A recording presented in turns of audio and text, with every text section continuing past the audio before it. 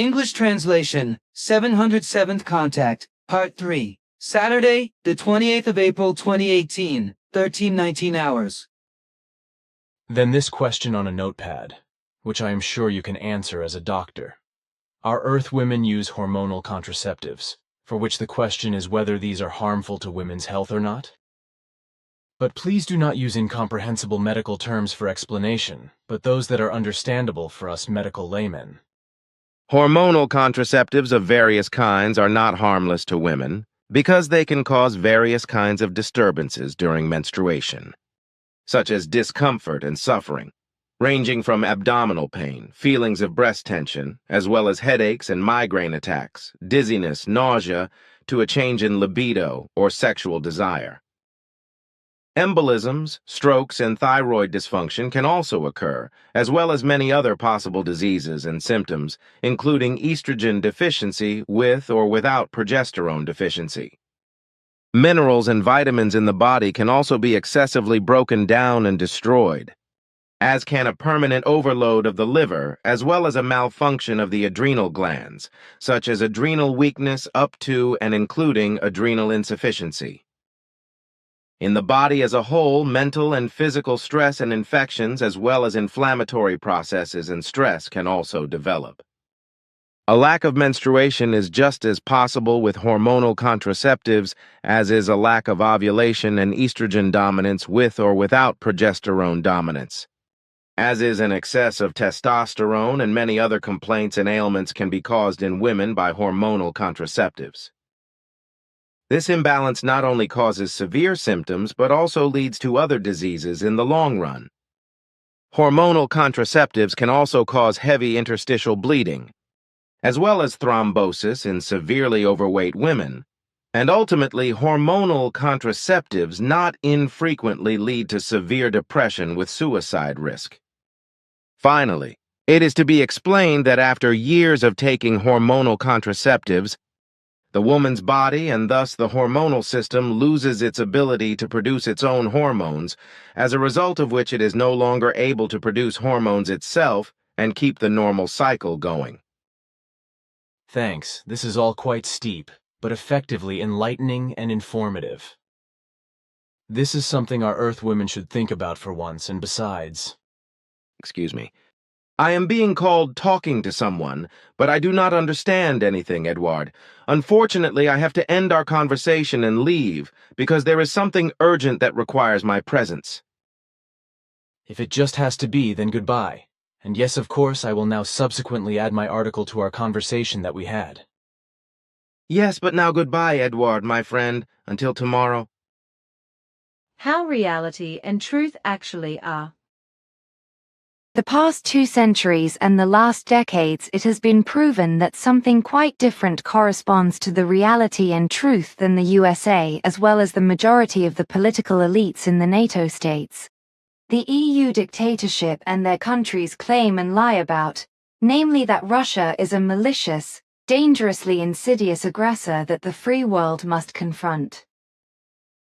The effective hard truth is that the USA, NATO, and the EU dictatorship are the real world-threatening aggressors. The explanations and clarifications etc. in this article are based on the statements and explanations of the Player in Quinto, who is an observer and analyst with regard to the recognition and evaluation of the entire workings of the foreign and domestic policies of all earthly states, as well as their aspirations, systems of governance, aggressiveness, readiness for peace, readiness for war, as well as state justice and all forms of politics and systems of government, intelligence services, economy, and armed forces, especially focused on the USA, the EU dictatorship, and Russia. Furthermore, certain statements and explanations are based on the author's own experience, whereby all article contents of the Player in Quinto correspond to the correctness of facts and events and situations that have taken place, as a result of which they are neither fake oldies nor fake news or conspiracy theories, but undoubtedly and in every case correspond to the reality that has taken place and its truth.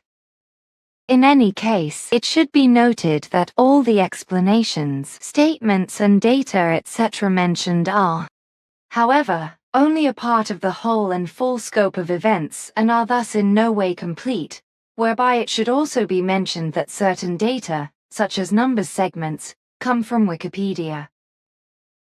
Wars are never just wars, never serve progress, never bring peace or freedom, but only suffering, hardship and misery, human degenerations, fears and terrors.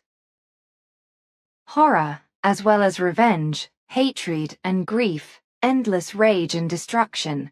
Consequently, wars are never just. Simyase Silverstar Center, 27.3. 2018, 002 hours. Billy. First of all, it is to be said that the USA and the European Union are by no means democratic state structures, but dictatorships, because demonstrably these actually correspond to a state structure in which a leadership elite wields the direct and supreme scepter. Consequently, this elite thus determines the weal and woe of the people, who have no right of co-determination whatsoever with regard to all important matters of state leadership. The only thing that is supposed to be democratic according to the earthly undemocratic views of the state powers is the fact that only the highest leadership elite may be elected by popular vote. But with that, the democratic has already done its duty. The fact is, however, that this leadership elite only corresponds to an elite in its designation, because in reality it has nothing to do with the criterion of best persons, who are not to rule the people, but are to lead them responsibly in peace, freedom, and justice through best, good, righteous, and correct leadership and supervision in accordance with the will of the people. Even in the earliest impulse formulations in the memory banks of the Universal Enunciator Nocodemion, it is quite clearly stated that only the best and the wise, who are concerned with all that is good, right, absolutely correct, orderly, lawful, of high quality and consequential, and the bringing about of peace, freedom, and justice and their preservation in the best way, can call all good qualities their own and cultivate them themselves and live according to all the best values and norms, should be elected and appointed as people's leaders and state leaders by the peoples as people's leaders and state leaders. Unfortunately, the current understanding of the elite in all politics and related concepts only corresponds to the lust for power of human beings who hold public office, belong to lobbyism, populism, consultancy circles, organizations, the economy, the military and secret services, etc., and who usually only speculate on top positions with higher and more extensive personal power. Here, any personal integrity no longer has any significance, but only the unrestrained behavior of power and the greed for immense highly translated remuneration play a role, and this much worse than is the case in the mass of the populations.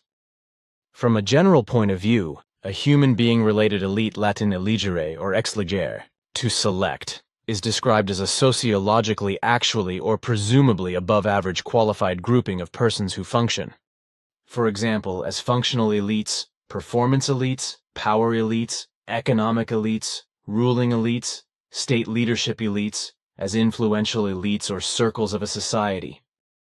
In concrete terms, for the average person, the term elite usually refers to more closely defined groups of people, such as first and foremost the state leadership elite, as well as the so-called positional elite and the educated elite, compared to the mass of average people who are not part of the elite, or the average citizen.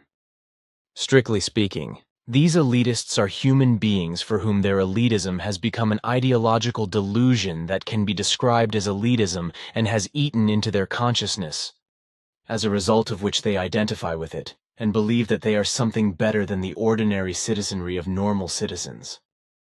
And those who exercise state power in their elitism muddle through and direct the entire state affairs and the miserable governance undemocratically, exercising power and at their own discretion over the heads and the will of the peoples. So the peoples have nothing to say about it, but only to cower and silently accept when their rulers and their entire apparatuses and fellow travelers cause mischief and strife in connection with other countries, possibly even attack them and instigate wars with them, whereby ordinary citizens are then drafted as military men, go into battles, murder, destroy, fight, and have to lose their lives. And the elitist average people or the ordinary citizens or the peoples have nothing to say about this, because the leader elites alone are in charge and command, and the citizens undemocratically are not allowed to decide and vote on whether peace, freedom, justice, discord, lack of freedom, and injustice should be. In fact, this is the case all over the world, because apart from Switzerland, no state entity on earth can be described as a form of democracy, not even republics, although they fraudulently call themselves democratic, because only by the fact that the constitutions of such state entities describe their form of government, etc., as democracy, do they in fact have no form of democratic features. This is also not the case when the peoples themselves are allowed to elect their ruling oxen and cows, because as a rule, certain power-hungry people addicted to elitism are elected to the leadership elite through mean political party-controlled machinations. In effect, there is only one state in the world that can be called a democracy, in which the people can largely exert an influence on the state leadership, and thus also on the weal and woe of the country and the population. And that is Switzerland, in which a semi-democracy prevails that is actually cultivated in a way that is worthy of the state and satisfactory to the population. Although it is also only a semi-democracy among all the states on Earth, it is unique and surpasses in democratic terms all the forms of government of all the states existing on planet Earth worldwide. To be honest, despite Switzerland's extensive semi-democracy, this and that is not diamond cut and not all that glitters is gold, but there are all-embracingly just laws, ordinances, and at least a far-reaching fair administration of justice, as well as an overall state order and justice, which enable the Swiss people to live a very good and orderly life. And this is so in addition to the fact of complete profound national or state neutrality, which also grants the entire population the prevailing peace in its own country and with all other earthly states and peoples, in addition to the complete freedom of every righteous human being with regard to everything personal, one's own opinion and decision, as well as the possibility of choice in a democratic manner with regard to popular state matters, etc. In contrast to the semi-democracy of Switzerland, the peoples of other states are completely left behind in terms of democracy, as in the case of the undemocratic United States of America, as well as the EU dictatorship and its associated states, NATO abbreviation of North Atlantic Treaty Organization, an alliance between the USA, Canada, and several European states, and the majority of the political elites, of whom we are specifically talking about here, who since time immemorial and right up to the present day have repeatedly risen up against Russia as malicious, sneering aggressors and allow neither peace nor freedom to arise. If the U.S. ruling elites, all the auxiliary satellites assigned to them, as well as the elites of the EU dictatorship and the rulers of the various states associated with it, meet with rejection and contradiction from the populations belonging to them, then they become devious, abusive, malicious, authoritarian, and coercive. Their messages, demands, and machinations are deceitful, infamous, and clumsy. But this is usually not recognized by the majority of the generally politically illiterate, ignorant, uneducated public or normal citizens. Consequently, everything that is dictatorially determined about them is simply accepted without resistance. Perhaps a faint suspicion of injustice will penetrate one or the other of the human beings under the state's thumb, possibly leading to a low growl or a hidden fist in the pocket, but that is all. And this is so because these peoples are depressed and deprived of the use of their intellect, their reason, their self-determination and self-decision-making under the governmental knout of their power elites, while the pro-governmental people in the peoples, who are addicted to stupidity, do not realize in their stupidity what is actually being played by the state powers in a people-blinding and dictatorial malicious manner. Consequently, they do not realize that they too are being depressed by the ruling elites and their henchmen. However, the ruling elites know this very well, so they spread lies, slanders, and monstrous untruths through and through, and thus suggestively persuade their stupidly stupid supporters, while they intimidate all those who recognize reality and truth with vicious threats, arrests, and psychological or even physical torture, etc., and silence their opinions. And it is also a fact that these U.S. leadership elites and EU dictatorship elites are seconded by their stupidly stupid followers from the populations, as well as most of the renowned leading media and other contributing media, as well as by self-proclaimed brainwashed media-savvy experts. So it could not fail that as a result of the greasy and slimy permanent Western propaganda against Russia, especially against the recently re-elected President Vladimir Vladimirovich Putin, also as a result of his involvement in Syria, the aggressions by the USA and EU dictators in Brussels have again increased tremendously, and even taken on paranoid features. Especially France under the leadership of the EU lunatic and political good-for-nothing Emmanuel Macron, who wants to become the EU dictatorship's supreme master and dictator.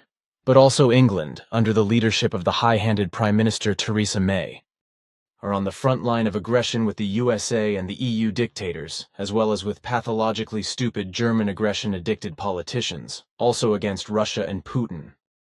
But if we take a closer look at the whole nonsense, this paranoia of all Western aggression-mad and anti-Russia and anti-Putin politicians does not bring success in terms of bringing Russia into line with the entire Western world, but on the contrary only brings further strife and discord, as well as the danger of a new Fourth World War, and this through the fault of the USA, the EU dictatorship, and all those Western states that go along with US America. Of course, it must be said that the depraved mass murderer and Syrian strongman Bashar al-Assad should not be in power but deposed and sent into exile, which would be absolutely right. But if and why President Putin helps the regular army of this killer and state destroyer against the insurgents, then that is his business, for which he has his reasons.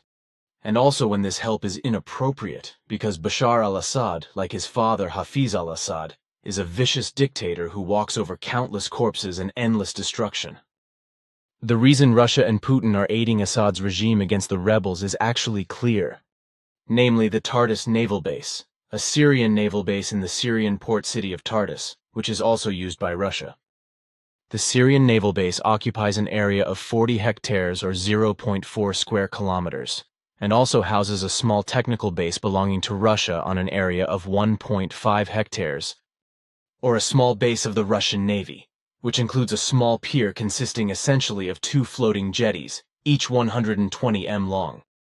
Since the signing of a bilateral agreement with Syria in 1971, the naval base in Tartus has been shared by the Soviet Union, and at present it is the only small base that the Russian Navy maintains in the Mediterranean, where the Navy of the USA also cavorts, as does of course at least France with its Navy, which is dependent on the EU dictatorship.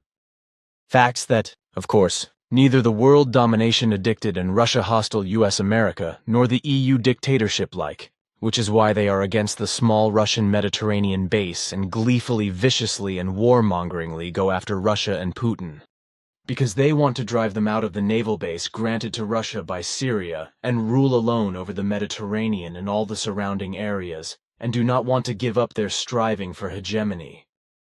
Now, after 1990, especially after the development of glasnost and perestroika, it was particularly necessary for earthly humanity to remember the actual lines of development, even if this could be no more than an old-fashioned, constant, and hopeful repetition. The efforts that were made, however, were much less than half measures, for the old-fashioned and deep-rooted enmity of the West against Russia did not by its very nature give any hope for a truly sincere effort at peace. The truth is that, on the contrary, falsehoods, lies, slander and quarrels on the part of the USA and the EU dictatorship against Russia arose from the very beginning. And consequently, the genesis or emergence and development of new current conflicts was pre-programmed from the very beginning of possible peaceful negotiations. This fact, however, was concealed and covered up by the USA and the EU dictatorship in particular, and therefore not recorded in writing in any annals. Because in this respect, as in very many other cases, historical chronicles are not desired, because both the USA and the EU dictatorship want to stand in world history with a clean slate. Therefore, the effective facts have been and are being falsified and concealed so that reason and rationality in the populations of the USA and the EU dictatorship as well as in the entire world population have been impaired and switched off and continue to be switched off, so that emotions do not boil up which could harm US America and the European Union dictatorship. If the US world power strategy is considered then the British Commonwealth can equally be included, as can the EU dictatorship in particular, for all of them, in their lust for domination, are chasing after more and more states to bring under their thumb in order to indulge their sheer desire for power. In this respect, however, the USA in particular has stood out since time immemorial, and also at the present time, which is why it was not surprising that after the supposed end of the Cold War after 1990, the budding hopes for peace of millions of human beings quickly crumbled again, and the optimism that the world and all peoples among themselves and with each other could finally live together in peace, freedom, justice, and equality in the future was shattered. And that this was mainly due to the USA's striving for hegemony, which extended to the whole world, is of course denied by the rulers and all their henchmen of the United States of America, as well as by all human beings who support the criminal machinations and the greed for world domination of the US rulers of all kinds, be it certain irresponsible parts of the US population itself, or the globally uninformed and ignorant of the effective truth US American friends. What really happened at that time was expressed by the Soviet Union in Paris in November 1990, when at the CSCE Conference Conference on Security and Cooperation in Europe, today, OSCE Organization for Security and Cooperation in Europe, the Declaration on Security and Cooperation in Europe was adopted. What then followed was the US military invasion of Iraq, which went down in the annals as the First Iraq War, and began with Iraq's forcible conquest of Kuwait on the 2nd of August 1990, resulting in the annexation of Kuwait on the 28th of August. Combat operations to liberate Kuwait then began from the 16th of January 1991 by a coalition led by the United States of America and legitimized by UN Security Council Resolution 678.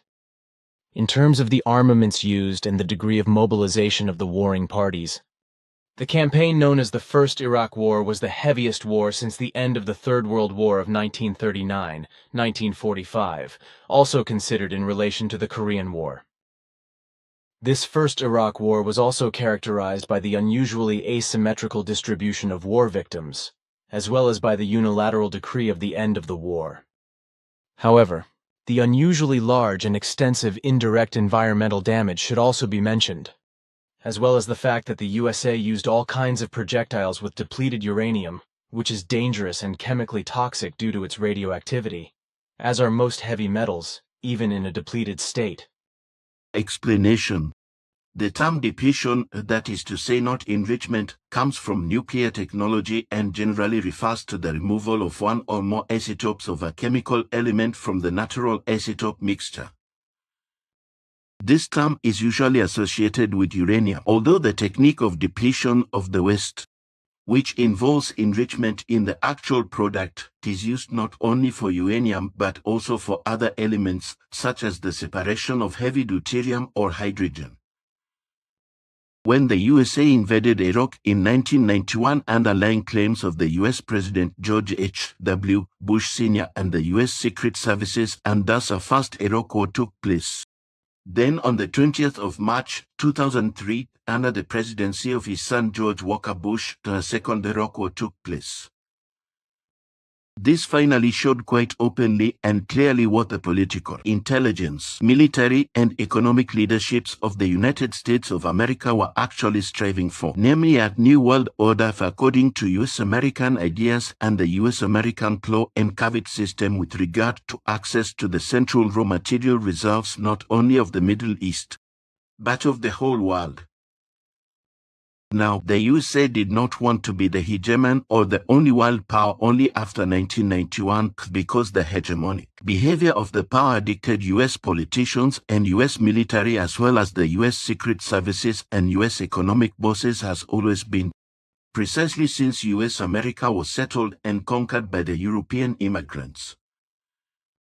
In many cases since then, US power has been wielded by antisocial and sectarian elements who immigrated from Europe and all over the world, who very early on harassed immigrants of integrity, righteousness, hard-working and honest and good state building with crime and criminality, massacred the indigenous peoples, almost exterminated huge herds of buffalo, acted in a belligerent and treacherous manner, and spread more and more hegemonically all over the world. And this has continued to this day, while all the honest, righteous, good and hardworking and peace, freedom and justice-seeking U.S. populations are helpless in the face of the power practices and world domination and intrigue and war practices, etc. of the power-obsessed in government positions and the military and intelligence services. As a justification for the Iraq War in 2003, the belligerence of the governments of the United States and Britain from October 2001 onward cited Iraq and its dictator Saddam Hussein as a danger to the world. Blackly lying and slanderous, it was claimed that there was a growing acute threat to the world from Iraq's weapons of mass destruction and a link with the Al-Qaeda terrorist network which, under the command of Osama bin Laden, had carried out the terrorist attacks on the World Trade Center in New York on the 11th of September, 2001. A large majority of the population in the USA believed these governmental and intelligence lies and slanders, both before and also years after the invasion of Iraq and the execution of the dictator Saddam Hussein. Many years have now passed since the US-led international coalition invaded Iraq, waged war and, under the lying, slanderous and blood-drenched pretext, ousted Saddam Hussein, lynched him and claimed that Iraq and Al-Qaeda possessed weapons of mass destruction and could use them against the world. However, this lie and slander could later be refuted because no weapons of mass destruction could be found in Iraq, just as it could never be proven that Saddam Hussein had contacts with international terrorism. Moreover, it was and is also a fact, as I found out from my own experience in Iraq, which was also established in retrospect, that the ordinary Iraqi people lived better under the bloody dictator than they did after his removal from power and execution by the US military jurisdiction, and still do today, because terrorist organizations are active in Iraq today, causing a lot of bloody mischief and spreading death and suffering. Saddam Hussein was undoubtedly a tough and bloody dictator. That is absolutely indisputable, especially the military operation in the early 1980s against the Kurds in northern Iraq with chemical weapons, which was undoubtedly a crime against humanity, but against which at that time no voices were raised or investigations carried out by the entire Western states. Neither the USA nor other Western states wanted to organize a special session of the Criminal Court in The Hague, just as no Western state was interested in forming an international coalition against Iraq's dictator. And the reason why this was the case at that time is quite simply explained by the fact that Saddam Hussein at that time, and Iraq, of course, was an ally of the USA, which saw nothing in his murderous poison gas activities and his other activities against the Kurds and insurgents and other enemies that should be investigated and punished. Besides, the ordinary Iraqi people had it good under the dictator's rule, as he also did a lot for a modern reconstruction of the country. Throughout the Western countries, including the USA and Europe, Saddam Hussein was seen as a progressive Arab politician, and with his direct involvement, Iraq's oil industry was nationalized and the revenues from oil exports were invested in the development of electric power and road construction, while at the same time, the dictator's orders modernized agriculture and various industrial development programs were worked out and implemented. Saddam Hussein also tried to eliminate the widespread illiteracy by building schools and universities all over the country and teaching the human beings to read and write and also educating them in many other ways. A health system was also developed under his regime, which ended up being one of the best in the entire Middle East. Then it also happened that in the early 1980s Iraq established itself as a developed industrial state, which also meant that many guest workers came to the country and were able to work and live well. So it could not fail that Saddam Hussein was enormously good, popular and caring for the people among Iraqis. when the Iraqi dictator started a war against Persia and Iran in 1980, which was supported by Shiite groups in Iraq. The USA also supported Iraq in this conflict, and this had a traditional reason, which was that the USA had all kinds of hate and defeat accounts open with Persia and Iran.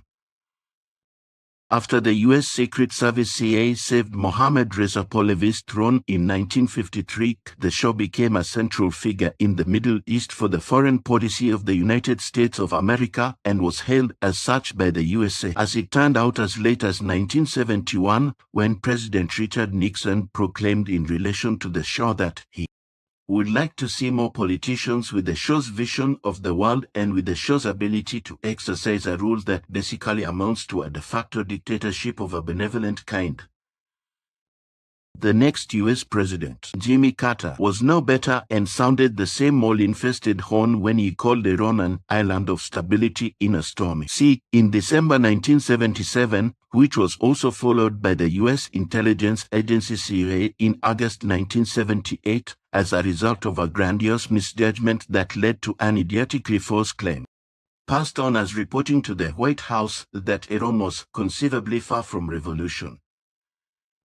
A completely idiotic and stupid misjudgment by the CIA and its spies and analysts, as psychological rivets and zeros, only allowed the sheer self-image to work on them for 15 years and parroted everything he disingenuously acted out to the outside world as a false self-representation and mendacious self-portrait, contrary to his true convictions. And not only the psychologically uneducated CIA specialists or the CIA spy corps fell for these sheer antics, but also the then CIA Director Stansfield Turner, as well as the entire US government and all its affiliated vassals in its service. In all the following years, due to US pressure, there were half-hearted attempts at democratization in Persia/Iran until 1962, with the Shah ultimately rising to sole ruler and modernizing Iran in his interests. Essentially, however, this modernization meant nothing more than an alignment with the structures of the USA and Europe, which at the time was simply explained as alignment with the West. From then on, the Shah or Mohammad Reza Pahlavi only spoke of the White Revolution when he talked about his development program, which did not bring the hope for success, however, but rather defeats, such as, among other things, the ultimately completely unsuccessful land reform. The whole thing led to controversies in Iran which were directed against these reform plans, even though they were initially supported by the majority of the population.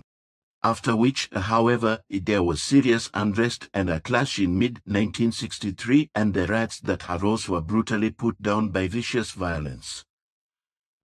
Except from Wikipedia, Mohammad Reza Pahlavi, person, DMG Mohammad Reza Pahlavi, Mohiemd Reza Pahlavi, October 26, 1919 in Tehran. July 27, 1980 in Cairo, was Shah also Shahanshah of Iran from the 17th of September, 1941 to the 16th of January, 1979. In 1953 he dismissed the elected Prime Minister Mohammad Mossadegh, and in 1955 also his successor General Fazlollah Zahidi. In the period that followed, he manipulated elections, imprisoned numerous Iranians, and tortured and executed some. His government from 1955 to 1978 at the latest is classified as a dictatorship. His initiative for literacy and modernization, the so-called White Revolution, is controversial. Mohammad Reza Pahlavi left Iran because of persistent protest against his policies during the Iranian Revolution. Thus, relations between the US and Iran continued for a long time, and there were also US military personnel stationed in the country, some of whom, after I had a brief encounter and conversation with Shah Mohammad Reza Pahlavi in Tehran a few days earlier in 1962, offered me shelter from a sandstorm in their quarters in the city of Zahedan, on the way to Mir Java, near the border with Pakistan. They said they would rather be home in America with their families. that they hated their service in Iran, that US interference in foreign affairs was bullshit, and that they were extremely unhappy under the Shah's dictatorship.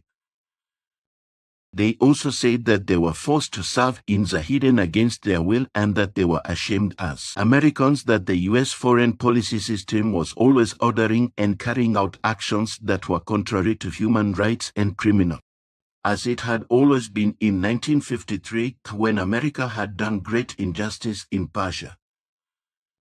Also at that time, the US Army personnel explained US policy had clearly shown that human rights and democracy were very often not at the center of bilateral relations, as had always been the case and had also occurred on the 19th of August, 1953, when the US government made a completely wrong assessment of the Iranian situation, which led to extremely tragic historical proportions.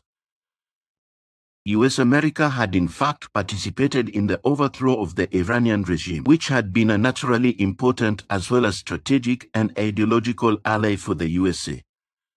However, the Eisenhower administration of the time had completely confused the whole situation and therefore also eliminated the liberal nationalist Iranian elite, just as the USA had also supported the coup against Dr. Mohammad Mossadegh. At that time still a young career diplomat who, along with a few others, had spoken out against the Iran policy of the US government.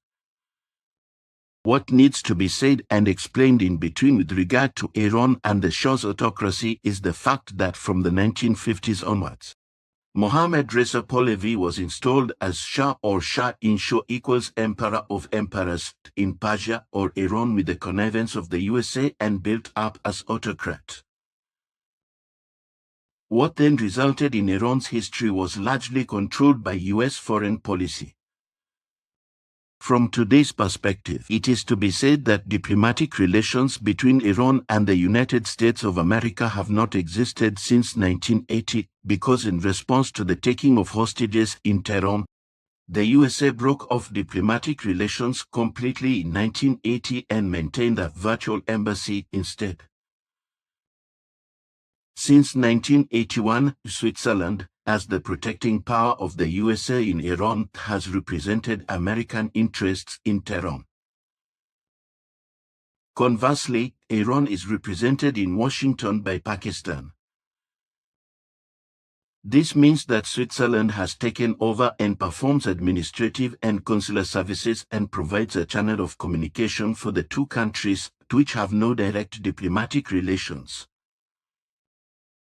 Well, in 1984, actual bilateral diplomatic relations were resumed, which had been interrupted as a result of the Arab-Israeli War.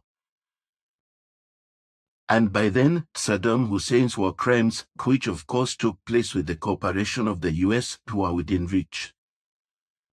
With regard to the Iraq-Iran war, however, it could not be otherwise after the raid on the US embassy in Tehran and the 15-month hostage drama that took place when 52 US diplomats were held hostage for 444 days, from the 4th of November, 1979 to the 20th of January, 1981, after a group of Iranian students occupied the US embassy in Tehran in the course of the Islamic Revolution. Than that the US inevitably went toe-to-toe with Saddam Hussein in the war against Iran. Saddam Hussein met with Donald Rumsfeld, who was the US Secretary of Defense from 2001 to 2006 in 1983, and it was Rumsfeld who also led the Iraq operation in 2003, during which Saddam Hussein was lynched by US might.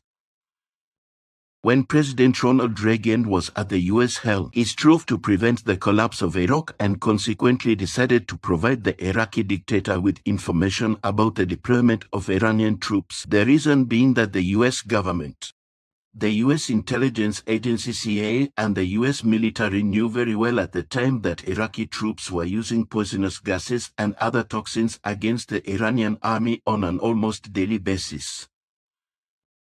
A fact that was tolerated by the USA without contradiction and never objected to. Well now, however, in the month of April 2018, after a suspected use of poison gas in Douma, Syria, on the orders of the US presidential Trump, Various facilities in Syria were bombed and destroyed with missiles in violation of international law. How could it be otherwise, out of revenge and in coalition with France and England? And the fact that certain Belgian companies are not being held accountable for illegally supplying basic materials for nerve agents, which are used, for example, to produce the chemical warfare agent sarin to the civil war country of Syria, is only understandable when one considers that Belgium is a member of NATO North Atlantic Treaty Organization, whose founding states in 1949 were the following: Canada, USA, Belgium, Denmark, France, Great Britain, Iceland, Italy, Luxembourg, and Netherlands, Norway, and Portugal. These were followed by others, such as Greece and Turkey in 1952, then West Germany in 1955, followed by East Germany in 1990, Spain in 1982, Poland, the Czech Republic and Hungary in 1999, then Bulgaria, Estonia, Latvia, Lithuania, Romania, Slovakia, and Slovenia in 2004. This was followed by the accessions of Albania and Croatia in 2009 and then Montenegro in 2017. Now back to Iraq and Saddam Hussein, where the US simply deliberately ignored the chemical weapons attack against the Kurds in northern Iraq, and the CIA intelligence agency even fabricated a fake report that the Kurds had been attacked by Iranian forces. But this was a deliberate lie and slander to protect Saddam Hussein and his criminal actions. So it was all a malicious means to the end of keeping Iraq under US control. But in the end, this game of intrigue was to the detriment of Iraq and its dictator, because the USA wanted to eliminate Saddam Hussein in the end and made him an evil monster to be finally fought and liquidated through their deviousness, malice, annexationism, and bottomless intrigues.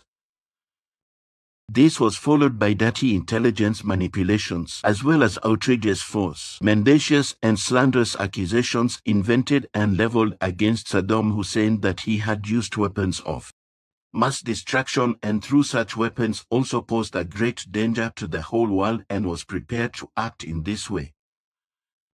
However, this mendacious and slanderous assertion was nothing unusual for the USA and continues to be used today and in the future, whereby all uninformed human beings who believe in the USA believe these lies and slander and cheer the USA, whose powerful people have the sole intention of forcing the entire world and all states and peoples under their suzerainty.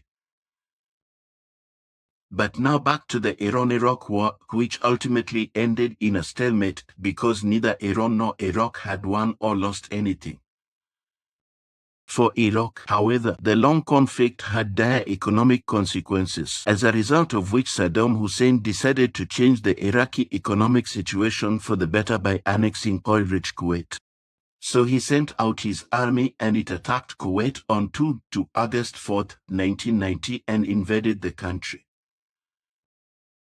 The fact that the Iraqi dictator did not reckon with the deviousness of the USA, namely that they could oppose him and help Kuwait, broke his neck. The fact was that the geopolitical or political geographical conditions and situations changed very quickly, just as the occupation of Kuwait led to problems with oil supplies on the world market. The USA, out of their own interest, did not want to allow this under any circumstances, which is why they simply let Saddam Hussein drop out of their hands like a hot potato and declared him the enemy of the world. The oil alone, which could have dried up on the world markets, was reason enough for US America to break its friendship and helpfulness with Iraq and Saddam Hussein without hesitation. Besides the fact that the USA was annoyed with the Iraqi army on the border with Saudi Arabia. So the USA managed to get the UN Security Council to agree to the international operation to liberate Kuwait in November 1990, after which the Iraqi troops were very quickly driven out of Kuwait by the US-led coalition, after which international sanctions were imposed on Iraq at the request of the USA, but which also included the destruction of Iraqi missiles and alleged weapons of mass destruction. Because the UN Security Council and the majority of the world's population believed the US's mass destruction fairy tale and took the deliberate lies and slander at face value. And I cannot help but wonder how it is possible that human beings who should be concerned about the security of the earth and its human beings are lolling around in a World Security Council, but who, on the contrary, in their self-important stupidity, are absolutely incapable of doing so. How else could it be that criminal and warmongering decisions, which claim many human lives, are made in a Security Council and orders are given to murder and destroy just at random according to empty and stupid, hateful, deceitful, world domination addicted and mendacious slander, as just mentioned by the USA? Such people, who are incapable of judgment and only judge and make decisions on the basis of hearsay and the belief of some lies and slander, do not belong in a Security Council, neither in a small family or other smaller or larger communities, let alone in a World Security Council in which the war and well-being of the entire earth humans is placed in their sense of justice, righteousness, as well as intellect and reason. Since the time when the USA dropped Saddam Hussein, he has only been condemned as a hellish villain and accused of vicious persecution of opposition forces, reprisals on the people, but especially of supporting international terrorism to a great extent and of further developing his weapons of mass destruction in order to then use them to spread his might to other countries. And according to blatant clarifications and statements, all those irresponsible people in charge who dealt with these allegations of lies and slander knew very well that the whole thing was an absolutely deliberate conspiracy of lies and slander, by which the world public was to be misled into believing that Iraq or Saddam Hussein was producing and possessing weapons of mass destruction and thus threatening the whole world, including the USA. When the Iraqi dictator was dropped by the USA, he took revenge by constantly making anti-American speeches himself, using a rather primitive religious rhetoric of his own devising, which he adopted in order to be seen by the people as a good, faithful man when he took the helm, as he explained to me as a young peer in the presence of my companion Asket, who knew even then what would become of him. The fact is, however, that Saddam Hussein was offended by underhanded U.S. machinations and was also a danger to himself, as well as to U.S. allies in the region. He ran his regime in a secular way, which meant that Christians, among others, could participate in the Iraqi government, while Saddam Hussein did not support any Islamist or other terrorist groups, contrary to the lies and slanders of the U.S. Basically, this was a fact that he strictly adhered to and was also careful in his own country to nip any emerging terrorism of any kind in the bud immediately. However, all this was not heeded by the USA. Consequently, their intrigues continued, and on the 5th of February, 2003, the first colored U.S. Secretary of State, Colin Powell, justified the Bush administration's war against Iraq, which had been decided long ago, of course, as usual from the USA, with false lying evidence, which he presented to the UN Security Council and the participants of the meeting in a small glass container, which allegedly contained a chemical weapon. This was enough for the irresponsible UN security advisors to determine the war with Iraq and against Saddam Hussein and thus also to legitimize his lynching. In this way, Powell contributed decisively to bringing US America and the whole world onto his side and steering it after. The shocks and horror of the World Trade Center incident on the 11th of September 2001, just as he also advocated the war in Afghanistan against Al-Qaeda, Osama bin Laden, and the Taliban. Powell also gave a speech that ultimately led to the war that was brewing in the Persian Gulf, whereby, moreover, the US government was able to use the whole thing on the one hand to provide its own population with a justification for taking up arms, but on the other hand also to put pressure on its allies. Powell played a game full of self-deception and deception of others with himself, and through his speech in the United Nations he paved the way for the war in Iraq and for the overthrow of Saddam Hussein's regime and his execution. The fact that this also sealed the subsequent civil war, which is still raging in Iraq and destabilizing the region, was also just one more murderous consequence brought about by the USA and causing tens of thousands of deaths. And the fact that this undermined the credibility of the US much more than it had done since time immemorial, and also undermined the US armed forces and the financial power of the world's leading economic power, was of no concern to all those responsible for the war, which is still the case with them today and will also be the case with their successors. Years later, Powell apologized for his irresponsible and lying and slanderous actions and behavior, and also provided moral clarity and showed his distance to George W. Bush and his advisors. But the crime he committed with regard to the Iraq War and the lynching of Saddam Hussein could not be undone, and he did not have to atone for it. Today, Powell is skeptical about warmongering. He seems to have become more prudent as an old statesman and to have come to his senses and reason. Unfortunately, however, the echo of his speech to the United Nations Security Council and the world public still resonates in many state-believing US Americans, state powers and their supporters, and will probably not die down for a long time to come, and indeed for as long as US America is led and dominated by power-hungry and world domination addicts. The fact that the whole thing became a moral burden for him and that his thoughtless words and deceptions led to an unjustified war against Iraq and Saddam Hussein, to a US-American tragedy, is only understood by human beings who are searching for reality and its truth and who are righteous, but not by all those who are ignorant, uncritical, self-deluded, and stupidly deceived by the lies and slanders of the world domination-addicted US rulers, their helpers, vassals, and conscienceless people. And this is also the case all around today, although it was established in retrospect a long time ago that no weapons of mass destruction were discovered in Iraq, which means that the evidence of their production and existence was fake and nothing but lies, deceit, and slander, because no weapons of mass destruction were produced in Iraq and under the command of Saddam Hussein.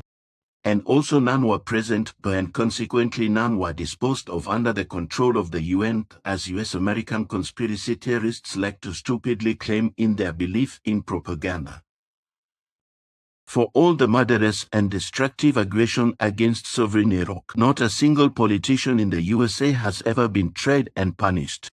Consequently, nowadays, all the irresponsible former politicians are either deceased or respected pensioners, resting on their blood-soaked laurels.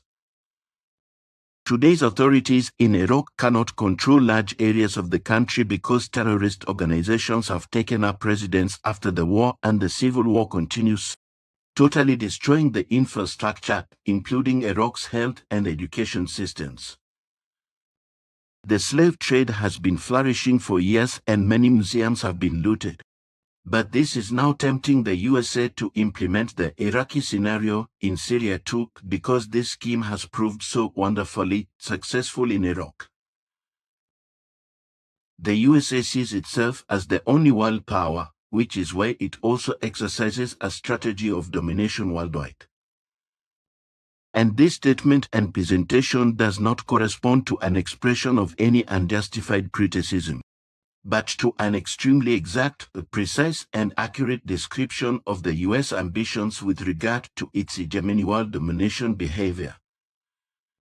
This US strategy is also based on an unbridled hatred of Russia, founded in fear and cowardice, which has also ideologically intervened in practically all states in the West, continues to intervene, and continues to promote the enmity between East and West anew, and is maintained unbroken.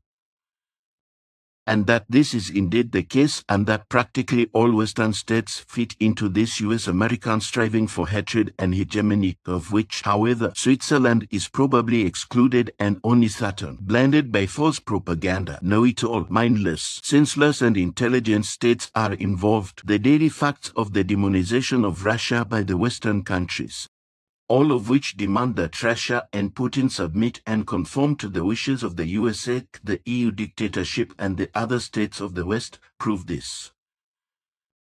Similarly, the whole of the US's hegemony mania is also proven by the project of the US neoconservatives, Project for a New American Century, which, however, was dissolved again in 2006 as a result of worldwide protests, but which showed exactly the US hegemony striving that has existed since time immemorial and also still exists today.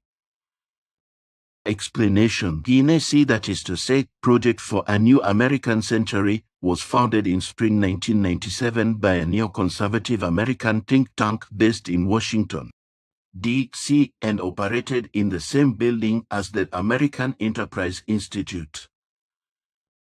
This was a non-commercial training organization whose aim was to advertise the leadership of the United States of America, that is to say, to achieve global command and governance for the USA. The Project for a New American Century was, however, controversial inside and outside the USA and was therefore dissolved in 2006, although in 2009 Bill Christoph, Dan Senior, and Robert Kagan founded a similar successor organization, the Foreign Policy Initiative, also neoconservative and based in Washington, D.C., with bulletins on a wide range of foreign policy issues being published on an ongoing basis. The PNAC was disliked by critics because the think tank pursued purely U.S. interests to the detriment of other states and blatantly strove for U.S. supremacy in world politics.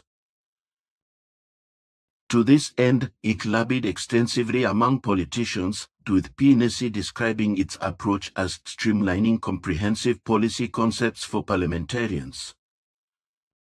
Most PNAC ideas, as well as its members, were associated with the political school of neoconservatism, with arguably the most important protagonist of the think tank organization for a long time being PNAC co-founder Richard Pearl. However, the most high-profile spokesman was the journalist Robert Kagan, who lived for a time in Brussels and is also on the board of the new organization, Foreign Policy Initiative. The FPA states that it is working to counter political isolationism and to continue U.S. diplomatic, military and economic engagement in the world, as well as to provide robust support for democratic allies and for human rights in oppressive regimes. The FPA is against regular cuts in defense spending and calls for a comprehensive missile defense system. It also proclaims that its mission is to promote the strengthening of the armed forces of the United States of America so that the U.S. is prepared for the challenges of the 21st century in terms of the global competitiveness of the U.S. economy in times of global upheaval. The Foreign Policy Initiative is a non-profit to non-tax-exempt organization. According to the Plearon, the hatred of the USA that had been smoldering for about 200 years transferred from Europe to the United States of America against old Russia was also transferred to the Soviet Union and then also to the new Russia. It was also explained that the United States of America had always claimed huge amounts of raw materials all over the world, including from Russia, which is why the country was subjected to a market radical shock strategy. The USA, its government and media, which were also joined by media and non-governmental organizations from other Western states that were on a par with the USA, then began to use scheming efforts, lies and slander to determine public opinion. And then, as the Plearon explained, when the World War of 1939 to 1945 rolled over the world, the USA saw its great opportunity to be able to realize its plans of this on the European continent, in particular to occupy Germany and bring it under its absolute control and thus prevent Europe from falling into the hands of the Soviet Union or becoming friendly with it. So it was absolutely clear early on that in any case and by all means it had to be prevented that an independent state power could arise on the actual European continent and of course especially in the Eurasian area, which would have been friendly to Russia and thus against the interests of the USA. Therefore, a close cooperation of European states with the Soviet Union had to be prevented in any form. But this was never mentioned in the US war annals and was also not recorded anywhere else in writing or electronically, because the world was never to know what the very first, actual, most important and true reason for the US entry into the war in Europe was. According to Plearon declarations, the anti-Hitler coalition or the military alliance with the Soviet Union and Great Britain was only the best thing for the USA in order to be able to realize its devious plans scot-free and without suspicion of hegemony. namely to maintain a strong and dangerous nuclear-equipped military power base in Europe or in Germany up to the present day. The underhanded US hatred and hostility towards Russia also continued after the end of the World War and also during the Cold War, with the whole thing continuing in the same way to this day. So the USA has continued to work viciously in recent times in a new way by supporting violent Islamist separatists and effective terrorists in order to harm Russia. But also in the whole world, especially started in Arabia and the Near East, the most vicious terrorism in the form of Al-Qaeda and the Islamic State ever to develop on earth. US efforts against Russia, however, according to Father Pierre's information, went even further, to the point that plans were already being made in advance regarding land divisions of Russia if it were to be annexed by any US machinations. Basically, all kinds of underhanded and mean means and machinations were also used to nip in the bud what had been planned by the Russian side under Soviet President Mikhail Gorbachev, who had already spoken in visionary terms of a peaceful, common European house, but which could not come about because everything was prevented by all means, which was probably the worst phase in Russia's entire history of a destroyed striving for peace and an attempt to bring about peace with the Western states. Russia itself had to pay a very high price for in its history. The 1990s were those that were among the worst ever to afflict the country, when it was almost devastated.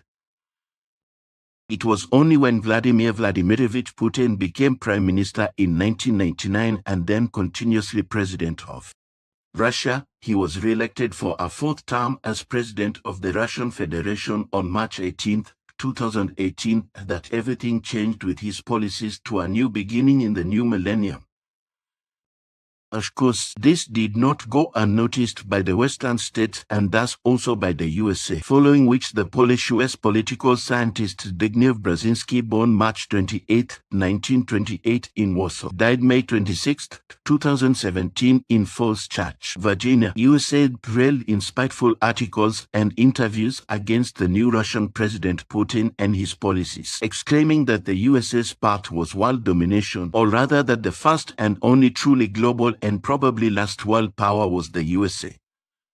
So he wrote and proclaimed, conditioned by the dynamics of international processes, America has transformed itself in the course of a single century from a relatively isolated country of the Western Hemisphere into a state of unprecedented extent and unprecedented might. Zbigniew Brzezinski influenced American foreign policy in the 20th century like no other foreign policy expert. He combined strategic analytical acuity with a political consistency that was largely devoid of morality. Megalomaniacally, he warned Russia to stick to the role it had been assigned and to turn away from the claim of wanting to be accepted as an equal power like the United States of America.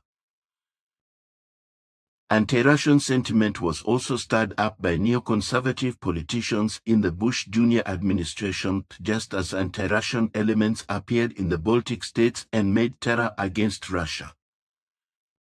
However, it was already apparent that the Baltic states, along with the other former Warsaw Pact states, were being planned for NATO and EU dictatorship and were being integrated step by step, as a result of which the NATO border was being pushed closer and closer to Russia, with the Western powers, especially the USA, making every underhanded efforts to prevent Russia from joining the EU. Underhandedly to bring into power US-sponsored color revolutions, the anti-Russian regimes, and even former Soviet Union European and Asian republics to work against and harm Russia. At the 43rd Munich Security Conference in February 2007, 17 years after Mikhail Gorbachev was elected President of the USSR by 59.2% of the vote at a special Congress of USSR People's Deputies on March 14, 1990, President Putin's speech marked an unmistakable public turning point when he said, "I think that for today's world the monopolar model is not only unsuitable, but impossible altogether." The fact that the problem of international security is very far-reaching and, moreover, extremely explosive, especially in today's world to which the USA and the EU dictatorship contribute the main part, is on the one hand clear to every reasonable human being who recognizes reality and its effective truth. Only those who blindly go through the world without reason and understanding, out of touch with reality and truth, falsely believe that the warmongering, hateful, lie, slanderous and anti-Russian machinations of the Western Hemisphere are the effective truth, first and foremost those of the United States of America and the EU dictatorship are too stupid and dumb to understand and accept the old prophecies that say that true peace will one day come from Russia on the whole earth. And if this prophecy is considered and the actions and behavior of Russia, President Putin and Foreign Minister Lavrov are looked at closely, then it can be seen and understood that from this side everything has a peaceful framework and many honest and peaceful efforts for understanding and reconciliation exist, which on the contrary cannot be said of the USA and the EU dictatorship. Russia, President Vladimir Vladimirovich Putin and the Foreign Minister of the Russian Federation, Sergei Viktorovich Lavrov, are countering all vicious aggressions and underhand attacks, false accusations, lies and slander of the Western powers, especially those of the USA and the EU dictatorship, in an ironic, calm, peaceful, non-violent, good-natured, non-adversarial, amicable and conciliatory manner.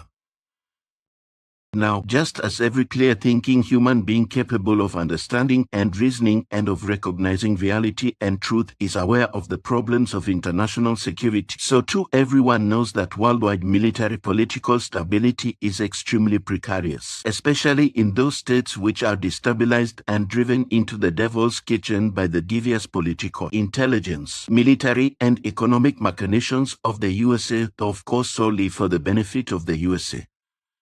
That the stability of the world economy is also being damaged in the process should be clear to any sensible, observing and understanding human being. Because what results from the US megalomania in terms of influencing the world economy is proving to be the case with the tariffs on steel and aluminium etc. imposed by the US presidential of Trump. But the whole thing continues unabated in all sorts of other areas, as well as in relation to the ever-increasing poverty of populations worldwide, for which there are no solutions for overcoming it. Another problem, among many others, is also economic security and the fatal lack of dialogue between the peoples of all the Earth states, resulting in discord, lack of freedom and injustice, as well as fear, hatred, insecurity, discontent, and civil wars among all civilizations. And all these all-embracing and values correspond to such a lack of security for the peoples that there can be no security of life either for the individual or for all human beings. This lack of security, however, is all around in all peoples of the world and is even rampant in some places, as a result of which neither peace, freedom nor justice can be given, and if peace is broken, freedom stifled and justice abolished and trampled into the dirt, then it results at the same time that human beings everywhere are threatened and put in danger, harassed, tortured, enslaved, oppressed, involved in wars and killed. And all this kind of thing has been going on since time immemorial and has retained its relevance to this day. Now, President Putin spoke of a monopolar world on February 12, 2007 at the 43rd Security Conference in Munich, to which it must be said that in 1990 at the latest, the bipolar world order became a monopolar world order and there is no peace in the world, no freedom, no justice.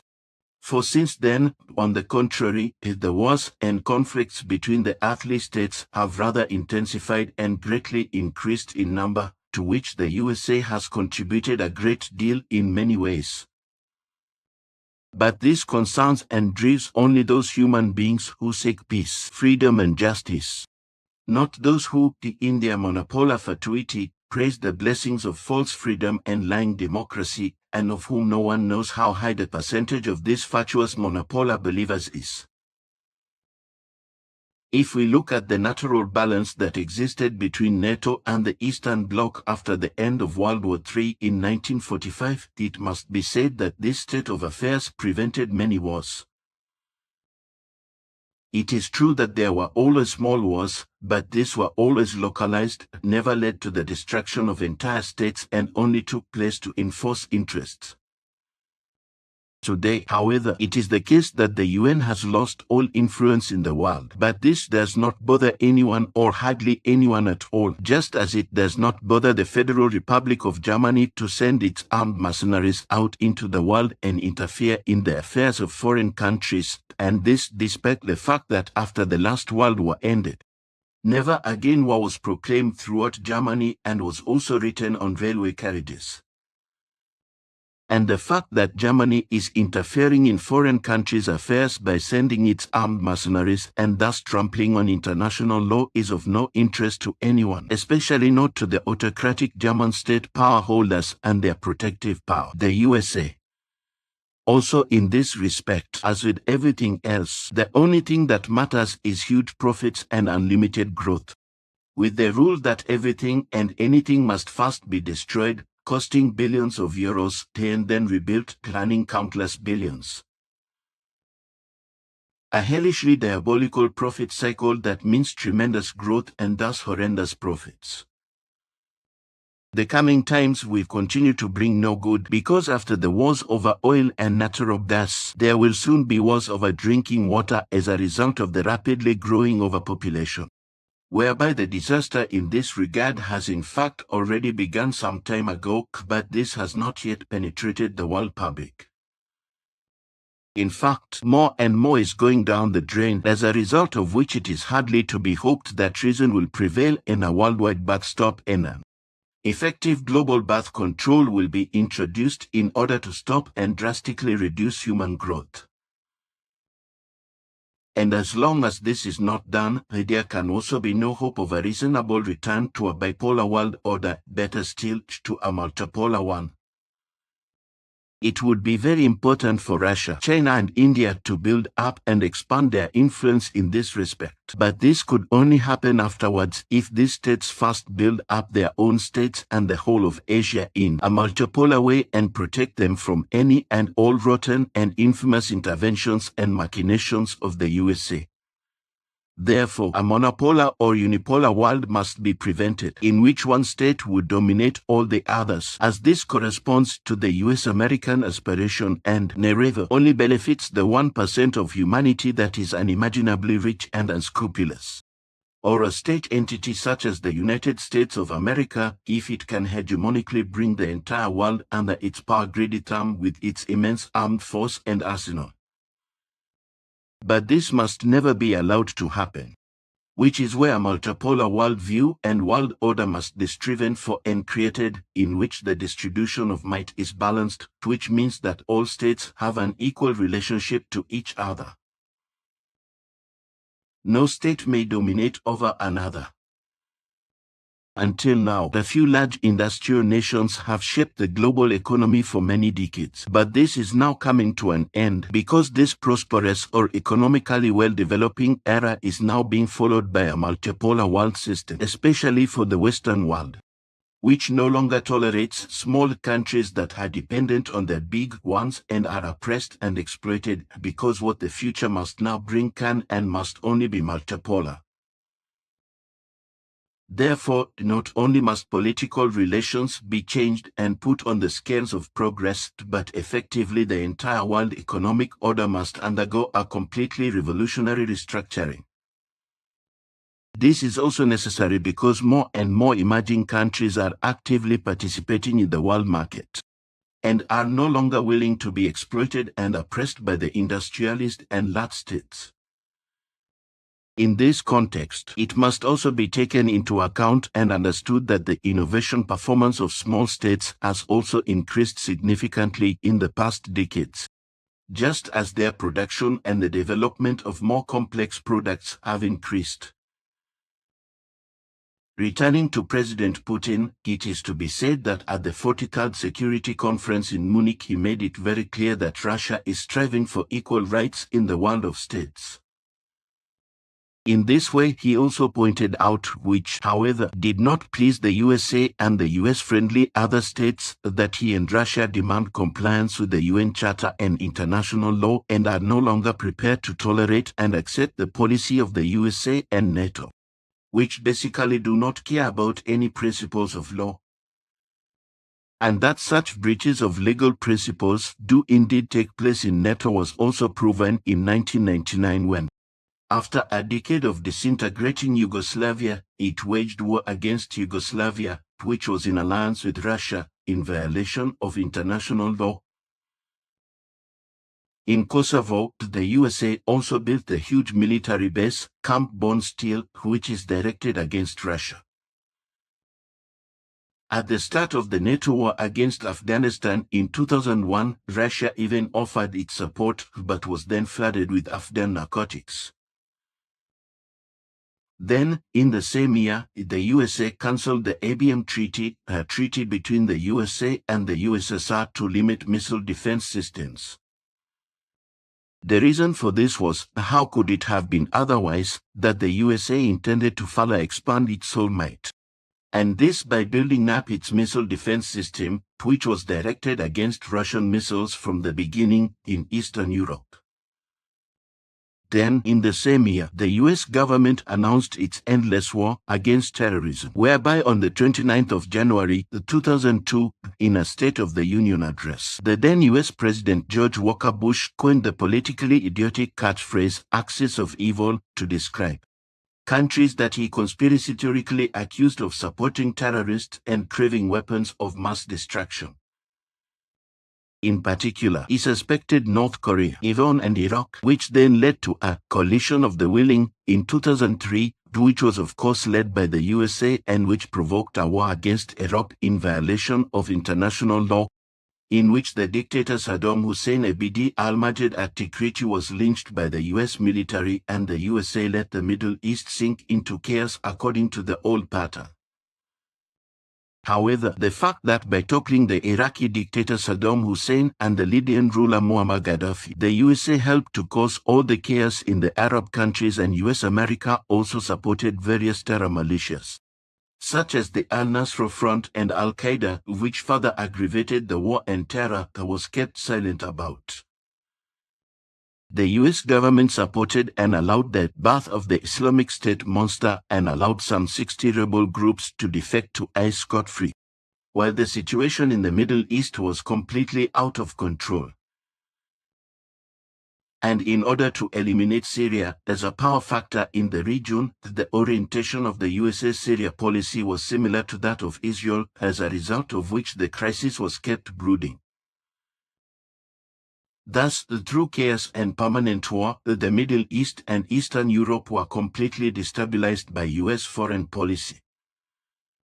The fact that has emerged from this up to the present time is that the blind terror prevailing everywhere in the Middle East has spread to Asia, deep into Africa and also to Europe, as a result of which war, chaos and terrorism as well as death, murder, hardship and misery are becoming more and more rampant, driving millions of human beings to flee, scattering all over the world and also flooding Europe. Then, in 2004, a first coup attempt took place in Ukraine. The Orange Revolution, also called the Chestnut Revolution because of the chestnut trees in Kiev, which was controlled in the background by the US Secret Service. The whole thing was a series of demonstrations and protests, but also a planned general strike in Ukraine. Officially, the Ukrainian presidential elections of 2004 triggered the whole thing, with election rigging by the respective opposing sides on both sides. Presidential hopeful Viktor Yushchenko, whose election color was orange, was struck by poisoning during the campaign, and the trigger for the protest came from his supporters. He was the candidate of the opposition bloc Our Ukraine, but according to the first official result of the Central Election Commission, he lost to Viktor Yanukovych, who is openly supported by Russia. The Orange Revolution, as well as the results achieved in the upheaval, have since also been counted among the so-called color revolutions, to which it is also to be said that no human beings died in the Orange Revolution of 2004, which was bloodless, in contrast to the later protests from November 2013 to 2014 on the Euromaidan, whereby in southern and eastern Ukraine, which were considered to be Yanukovych's strongest electoral areas, the revolution was judged to be an attempted coup. If the development that has taken place in the Middle East is considered further, then it can be seen that the whole thing also has something to do with the unilaterally entangled and criminal relationship of the West with Russia, whereby the USA with its allies had instigated chaos. The whole chaos that was created served above all the purpose of creating an important ingredient to trigger a Fourth World War, which was to be directed against Russia. The warning of Russian President Putin in 2007 was not taken seriously by the USA, NATO and the EU dictatorship, but was simply negated and, to the contrary, continued to defend, spite, weaken and sow enmity against Russia. With the EU in talk, the USA tried to continue its old devious game and achieve its goal. And this happened despite the good economic deals being made with Russia. This underhandedness of the USA and the EU dictatorship was nothing new, because if we look at the earthly history of the world, then the same thing has happened again and again since time immemorial, just as new sources of war have always been taking place on Earth and are continuing into the future, which is also proven by all the wars that have taken place in recent times in Georgia and Libya, in Yemen, in Syria, and in Ukraine, as well as in other states, and which continue to take place. And all that the leading media and the political elites publicly announce and explain about these events of war, terror, murder and destruction does not, as a rule, correspond to reality and truth. Because, contrary to them, something completely different is being told, namely only lies, to which, on the one hand, distort everything and, on the other hand, conceal the effective facts.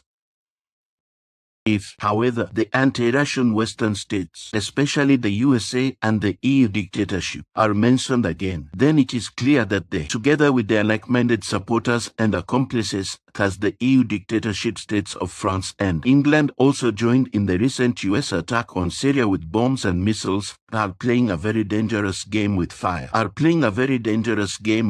instead of exercising reason, rationality and responsibility, and abandoning their hatred, hostility against Russia, and in this way working towards a peaceful, unifying and allying solution to the problem and friendship between states. Epilogue. Since I, as a simple human being who nevertheless perceives reality and its truth, have been closely observing the entire state, military and economic systems, as well as the mutual relations of the states and peoples of the earth with each other and in their diverse ways of their efforts, developments and behavior, I have come to the conclusion that the entire old established Western world, first and foremost the US-American world, has tremendous unsolvable internal problems in every mentioned relationship. On the one hand, these are of a serious social and economic nature, but on the other hand, they also stem from confused religious and sometimes deeply sectarian delusion and its incompatibility with reality and its truth, which gives rise to a number of profoundly modern fears. Also with regard to larger and stronger state powers, which are met with mistrust and fear, and consequently it is assumed that this must be aggressively tackled. Thus, from a position of military, economic and state striving for power, as well as from a profound greed for domination, on the one hand, a hatred hostility against Russia arises, but on the other hand, as a result of severe, insoluble social difficulties, complications, difficulties, inconveniences, and entanglements, also unmanageable problems arise with regard to an insidious, creeping social cultural disintegration. This is only so far, because there are other factors involved which it would be pointless to list, because it is much more important to say that it would be much better and only correct to do everything in the USA and in all Western states in general to put an end to the hostility towards Russia and to finally create peace, freedom, and justice on earth among all states so that the whole of humanity will be better off and even do well. But this can only be achieved through a really solid, honest, and true peace, effective freedom and justice, not by power-hungry maniacs constantly playing with fire at the expense of human beings, their safety and their possessions, and launching wars against supposed enemies or out of hegemonic greed, in which the Western states, above all the USA, are global leaders and have not shied away from political secret service military crimes and murders since time immemorial, as the following individual excerpts from Wikipedia make clear. However, these reprehensible misdeeds are not listed in their entirety, but represent only a small proportion of all the numerous murders, war crimes, intelligence crimes, and other acts of violence, capital crimes, and outrages committed by the USA powers during the last 250 years, as well as by all warring states and their secret services and armies worldwide. To fathom all the nefariousness and devilries in this regard and to list them in this article is impossible due to their immense number, as well as according to the necessary research and the expenditure of time, which is why only the following list shall show a few facts of reality and truth. Published on the Internet by The Crimes of U.S. Foreign Policy After 1945, Mercer Sylvester Center, April 21, 2018, 23:23 hours B. The Crimes of U.S. Foreign Policy and U.S. Military after 1945 to 1999 Durfunk.at 1945 Germany. The U.S. Secret Service CIC builds up a mercenary army of 35,000 men from specialists of the SS and Nazi collaborators for guerrilla operations against the Soviet Union. The CIC takes over the Nazi espionage department Fremde Heere Ost as the organization Gehlen, and with its help begins a targeted sabotage and destabilization strategy in Eastern Europe. The organization Gehlen later becomes the BND Bundesnachrichtendienst, the official intelligence service of the Federal Republic of Germany. Among the numerous SS and Gestapo specialists taken over by U.S. intelligence and protected from persecution was also Klaus Barbie, who had organized the deportation of French Jews to the German extermination camps from Lyon. In 1951, Barbie was brought to Bolivia by the CIA under the name Klaus Altmann, from where he directed death squads on behalf of the CIA against left-wing politicians and trade unionists throughout Latin America. In a massacre in Chinon, Belgium, about 8 kilometers from Bastogne, American soldiers shot around 60 German prisoners of war from the Wehrmacht on New Year's Day, 1945, after receiving orders not to take prisoners. 1945 Belgium, New Year's Day. Having received orders not to take prisoners, American soldiers inflicted a massacre in Chinon, Belgium, about 8 kilometers from Bastogne, shooting around 60 German prisoners of war from the Wehrmacht on New Year's Day, 1945. List insertion. According to Plejaren data, 1,945 49ths, China. In the Chinese Civil War, the USA intervenes on the side of Chiang Kai-shek against the communists. To do so, they use Japanese soldiers whom they captured after the surrender in World War II. 1,945 53rds, Philippines. U.S. troops take action against the leftist Huks already at the time when the Filipino resistance fighters are still fighting the Japanese invaders. After the war, the Huks are brutally put down. The U.S. installs a series of puppets, eventually making Ferdinand Marcos the strongman. 1,947 48ths, Italy. The U.S. intelligence services arm the mafia as a terrorist group of the right against communists and socialists. To this end, gangster specialists are brought to Italy from the USA. 1,946 49ths, Greece. Together with British troops, U.S. units and U.S. weapons in the Greek Civil War ensure the defeat of the anti-fascist resistance movement which had borne the brunt of the fight against the German occupation. The CIA sets up the notorious Internal Security Police, KYP, 1950, USA. The National Security Council, NSC, presents a new security strategy under the file number NSC 68, according to which revolutionary changes in the world are not to be attributed to internal social causes, but to Soviet imperialism. On the basis of NSC 68, the USA stationed over 1 million soldiers on 675 military bases overseas. By 1975, there are 215 U.S. military interventions worldwide. 1950, Puerto Rico. U.S. commandos put down a rebellion for national independence.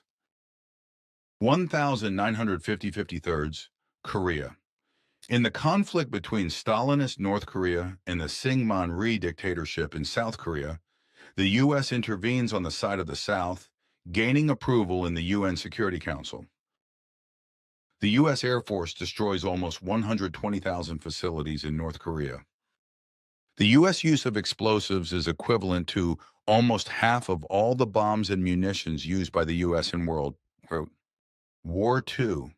Over 500,000 human beings are killed in South Korea and over 2 million in North Korea.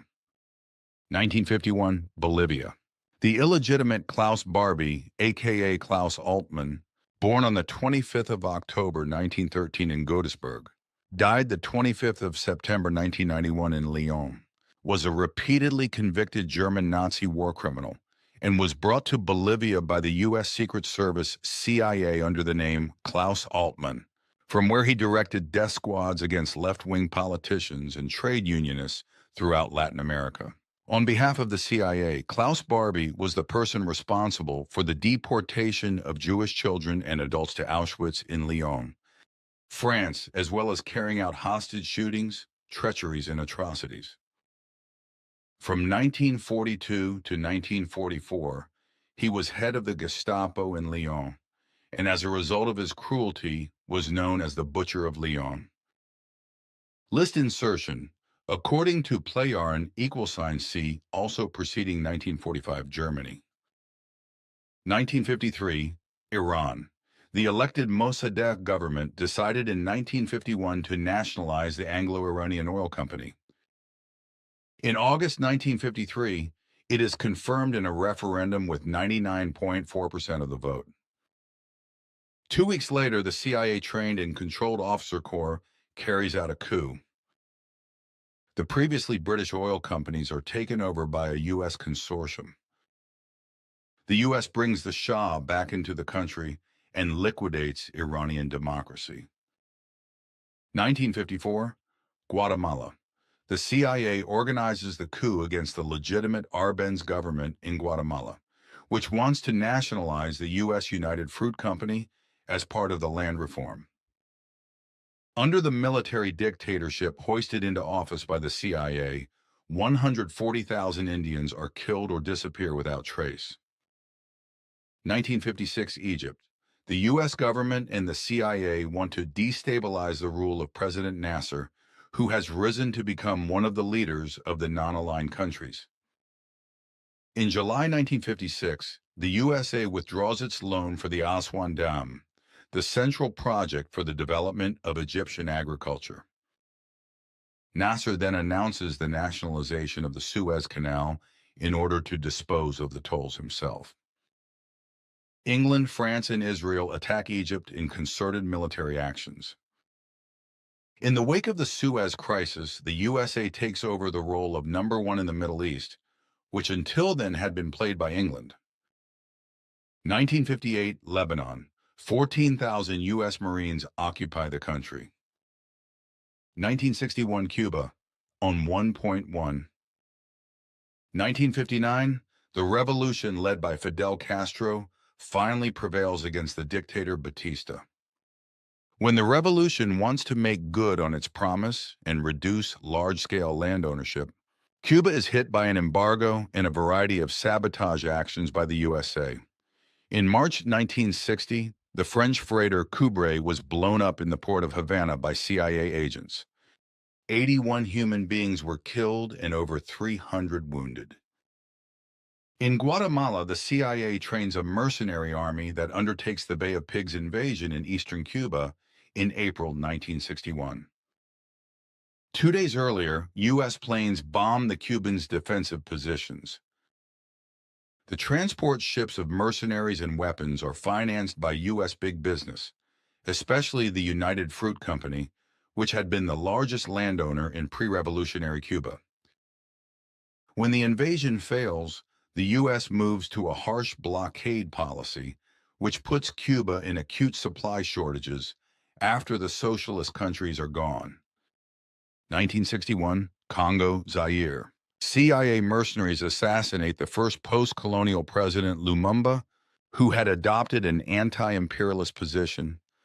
The mercenary troops gradually take over power. In 1965, Mobutu becomes president by grace of the USA, who establishes a regime of terror that lasts for decades. 1962, Laos. Although the Geneva Convention forbids the presence of foreign troops in Laos, the CIA builds up a secret army, U.S. Army clandestine, on behalf of the Kennedy administration, which also intervenes in Vietnam. It includes 35,000 members of the opium-growing hill tribes. The Army's costs are partly financed from the profits of the drug business. 1963, 1975, Vietnam.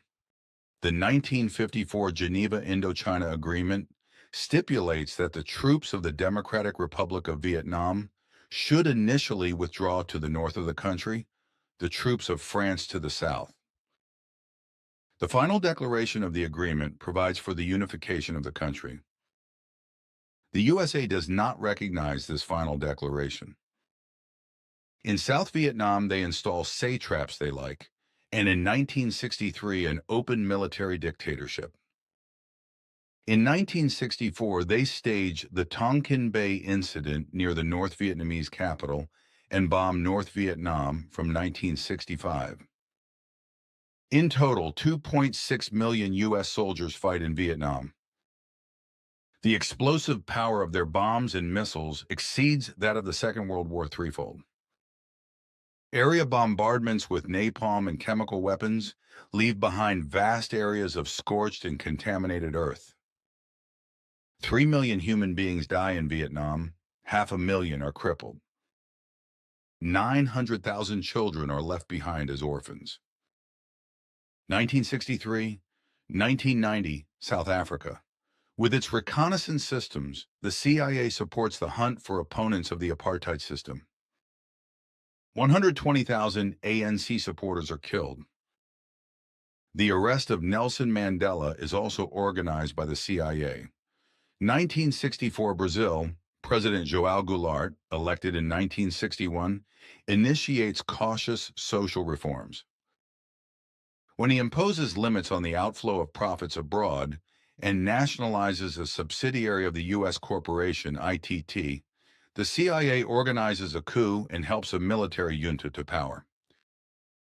1965 Dominican Republic, President Juan Bosch, democratically elected in 1963, is ousted by the military because of his plans for social reform. When a growing popular movement demands his return, the USA sends 23,000 troops to the island and puts down the uprising.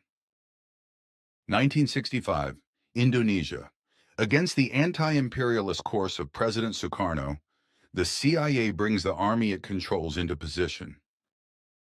When the left-wing People's Front, the president's strongest pillar, tries to oust the army leadership, a long-planned counterattack takes place. Hundreds of thousands of Sukarno's supporters are murdered. Sukarno is replaced by Suharto, an unconditional follower of Washington. 1967 Greece. A few weeks before the elections, the CIA stages the Obrus coup against the democratic government of Papandreou. In the first month alone, 8,000 human beings are killed. A 7-year fascist rule begins. 1967 Bolivia. The CIA directs the Bolivian army's fight against the insurgent guerrillas and also the capture of Che Guevara's group, who was assassinated. 1970 or 1973, Chile. In 1970, the candidate of the Unidad Popular, Salvador Allende, wins the majority in the presidential elections. When the head of the Chilean army, René Schneider, resists U.S. pressure to carry out a military coup, he is assassinated by a CIA-organized commando. After 3 years of sabotage and destabilization activities, Schneider's successor, General Pinochet, carries out the CIA coup. President Allende is assassinated, and the football stadium in Santiago becomes a prison camp for tens of thousands of supporters of the Democratic president. Thousands of activists of left parties and trade unions are hunted down and killed by death squads. U.S. Secretary of State Kissinger comments on his government's actions. "I do not see that we should allow a country to become Marxist just because the population is of unsound mind." 1972 Honduras. After direct U.S. intervention and military coups in 1972, 1975, and 1978, the U.S. imposes a constituent assembly to whose election Christian Democrats, Socialists, and Communists are not allowed. 1980. 1974, Cyprus. Together with the fascist Greek junta, the CIA and the U.S. State Department organize a coup against the democratically elected president of the island state, Archbishop Makarios. The president manages to escape the assassination attempt. As the Democrats in Athens chase away the junta of the brigades, U.S. Secretary of State Kissinger switches to the side of Turkey, which has invaded Cyprus. Thousands are killed. 200,000 human beings lose their homes. 1975, East Timor. The U.S. refuses to recognize the republic proclaimed by the Fretilin Liberation Movement, previously a colony of Portugal, and supports the invasion of the country by the Indonesian Suharto regime, itself economically and militarily held out by the U.S. In the massacres that follow, 200,000 human beings are killed. 1976, Argentina. Under CIA guidance, a military coup takes place against the civilian government. Death squads commissioned by the Videla regime terrorize the country. Thousands are murdered or disappear forever. The CIA builds Buenos Aires into its headquarters, from where it sends assassination squads against unpopular persons and groups throughout Latin America. 1976, 80 seconds, Angola. The USA supports the rebels, also equipped by racist South Africa, against the Government of National Liberation with weapons and special commandos. The country sinks into a self-destructive civil war. 1980-1988, Iran, Iraq. In 1979, the U.S. Governor Shah Reza Pahlavi has to make way for the Shiite leader Ayatollah Khomeini in Iran. U.S. President Carter then establishes the doctrine named after him. An attempt by a third power to gain influence in the Persian Gulf will be considered an attack against vital interests of the United States and will be repelled by any means necessary, including military force. The USA equips Iraq with the most modern weapons, including chemical weapons, to attack Iran. With the beginning of the offensive in 1980, Iraq is also supported with reconnaissance material from satellites and AWACS aircraft. Hundreds of thousands of people are killed in the 8-year war. In 1984, the USA shot down 2 Iranian fighter planes over the Persian Gulf, and in 1987, the U.S. warship Vincennes brought down an Iranian Airbus, killing 270 civilians. Through U.S. military support, Iraq becomes a major regional military power. At the same time, the USA supports Iran with the aim of making the two countries checkmate each other. Through Israel, weapons worth $80 billion are supplied to Iran. The arms deal with Iran bypasses the U.S. Congress. With the Iranian billions, the Reagan government can maintain Contras, mercenary units against unpopular governments all over the world. 1980-1990, Afghanistan. The CIA recruits Islamic fundamentalist militants from all Arab countries to be used as holy warriors against the Soviet-backed government in Afghanistan. Among the terrorists trained by the CIA is also bin Laden, whose organization Al-Qaeda, the base, is created under the aegis of the CIA. To finance the guerrillas, the CIA, together with Pakistani intelligence, organizes drug cultivation in Pakistan and the liberated areas of Afghanistan. The drug trade to all parts of the world is managed with the help of CIA logistics. The CIA's Arab Afghans find a new target for their holy war in the USA after the defeat of the Soviet Union. 1981-85, Nicaragua. From the arms deal with Iran, the U.S. government finances the buildup and maintenance of a mercenary force in Nicaragua, composed mainly of soldiers and officers of the army of the former dictator Somoza. This deployment of several thousand Contras contradicts an explicit determination by the U.S. Congress. The U.S. pilots bring in weapons via Costa Rica, Honduras, and Panama, and on the return flight to the USA, they take drugs with them, which enter the USA in this way. The CIA's partner is the Medellin drug cartel. In 1986, the International Court of Justice in The Hague rules that the paramilitary actions of the USA violated international law. 1981 90 seconds onwards, El Salvador. The FMLN National Liberation Front Farabundo Martí becomes the determining force against the government installed by the USA. The CIA agent Roberto D'Aubuisson founded ARENA, whose death squads killed thousands of opponents of the regime, including Archbishop Oscar Romero. Even after the peace agreement in 1992, ARENA continued its murderous actions, which was condemned by the UN on several occasions. 1982, Falklands, Malvinas. The USA supports Great Britain in the campaign to regain the islands off Argentina with satellite reconnaissance and other technological equipment. 750 Argentinian and 250 British soldiers are killed in the action. 1982 84th Lebanon.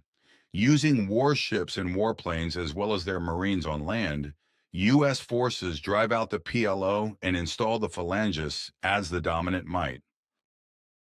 The Marine Corps in Beirut is attacked, whereupon the U.S. Navy takes the country under fire from the sea. 1983, Grenada. The USA invades the small Central American country, liquidates the leftist government, and installs a regime that suits them.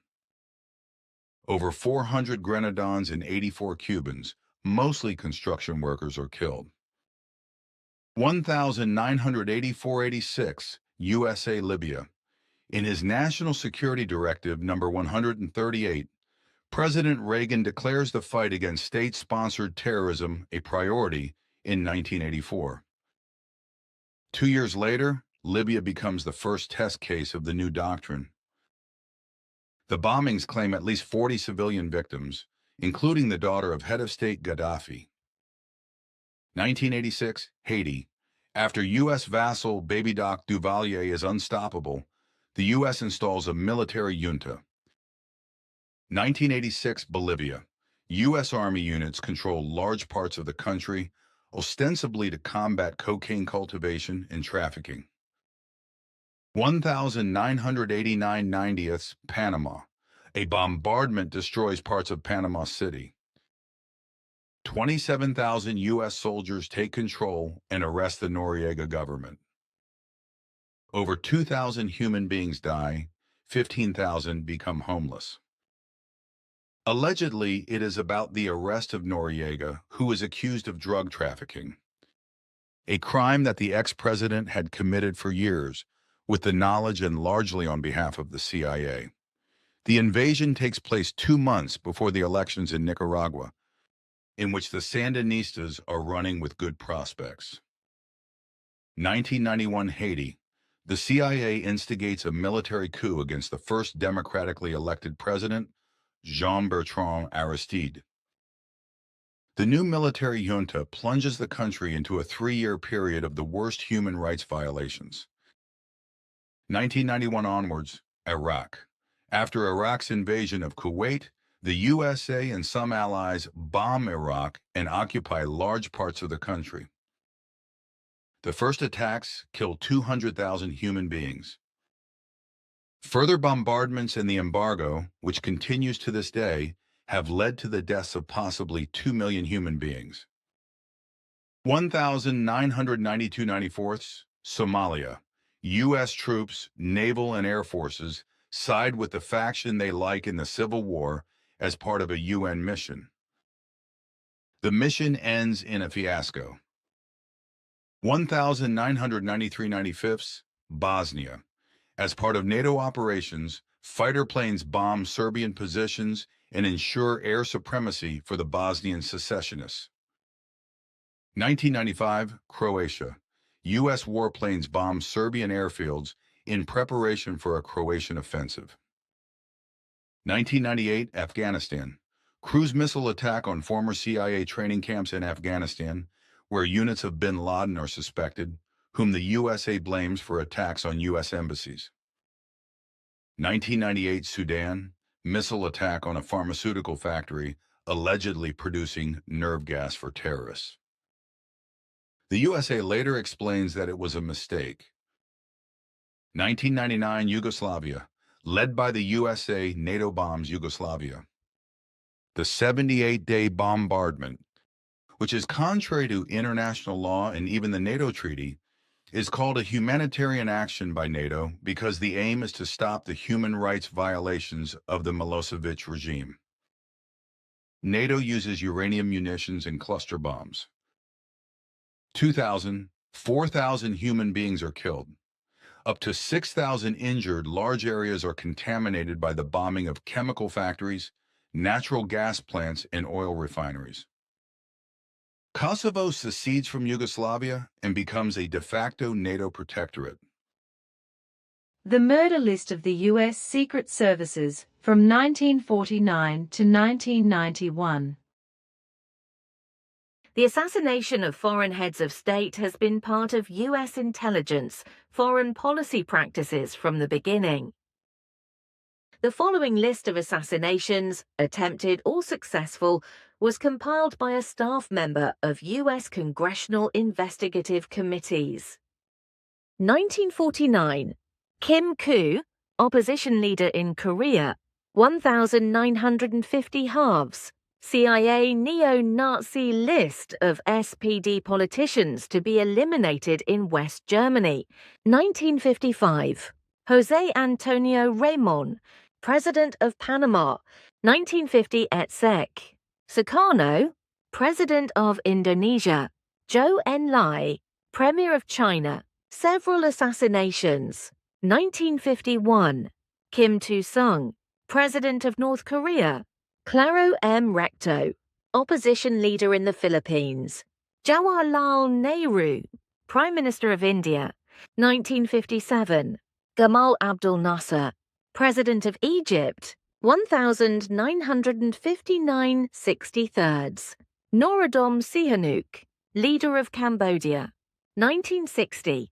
Abdul Karim Qasem, leader of Iraq. 1950 Jose Figueras, President of Costa Rica, 2 assassination attempts. 1961. François Duvalier, leader of Haiti. Patrice Lumumba, Prime Minister of Congo Zaire.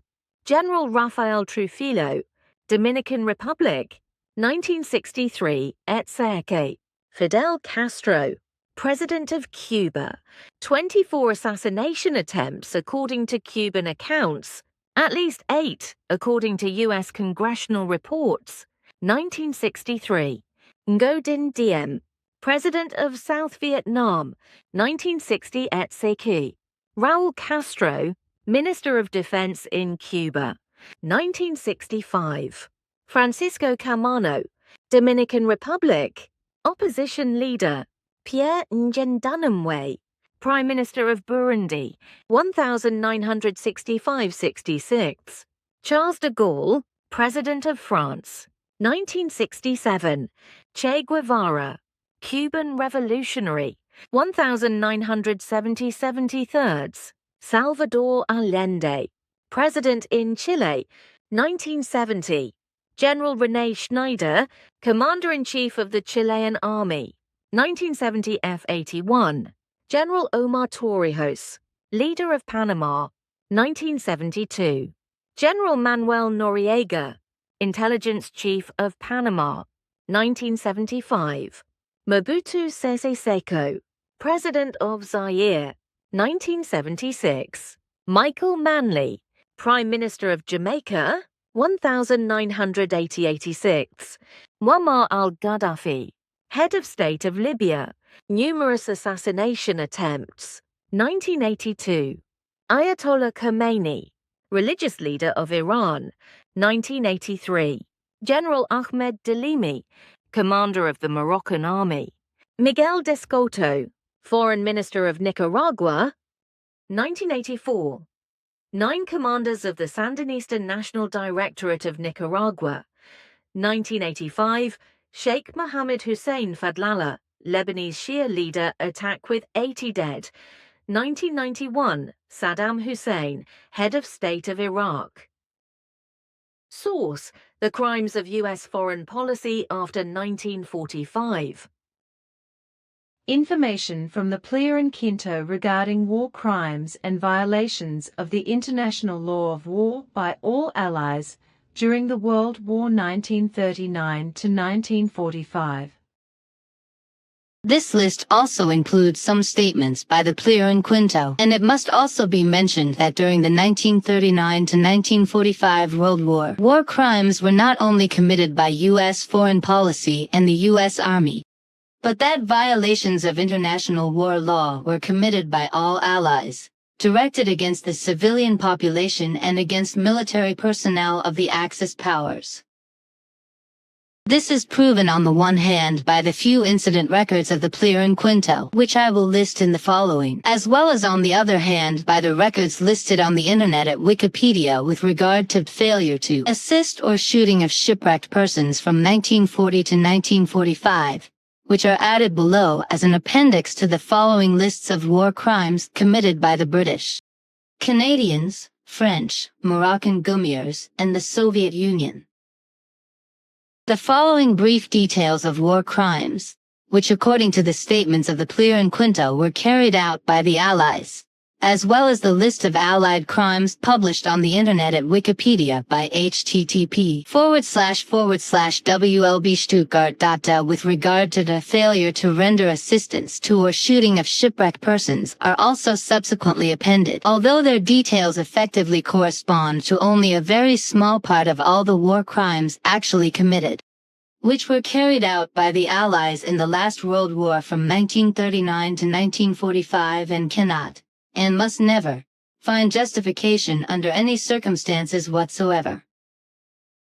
War crimes committed by the USA 1945 during the capture of Germany in Freudenstadt, Pforzheim, Stuttgart and in countless other towns and villages. Enormous mass rapes and murders were committed by the Allies, whereby, in addition to the Moroccan Gumiers, the French, Canadians and English, the U.S. American troops also stood out in this respect, who literally terrorized the population everywhere and raped thousands of young and older women and impregnated many of them.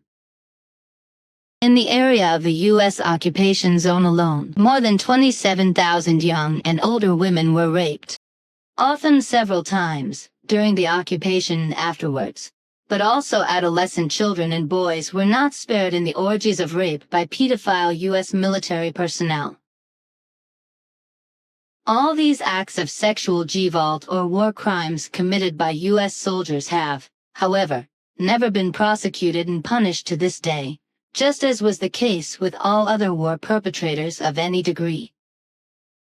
War crimes by the British 1940 Belgium/Rome France. When the British destroyed the restaurant of the Polish-Belgian cyclist Julian Vervac 1899 to 1940 in Menin/Belgium. He defended himself against the devastation caused by the British soldiers who were retreating from Belgium in front of the rapidly advancing German Wehrmacht. Because Julien Vervac complained about this, he was forcibly taken to Ranc in France by soldiers of the British command on the 24th of May 1940 and subsequently shot.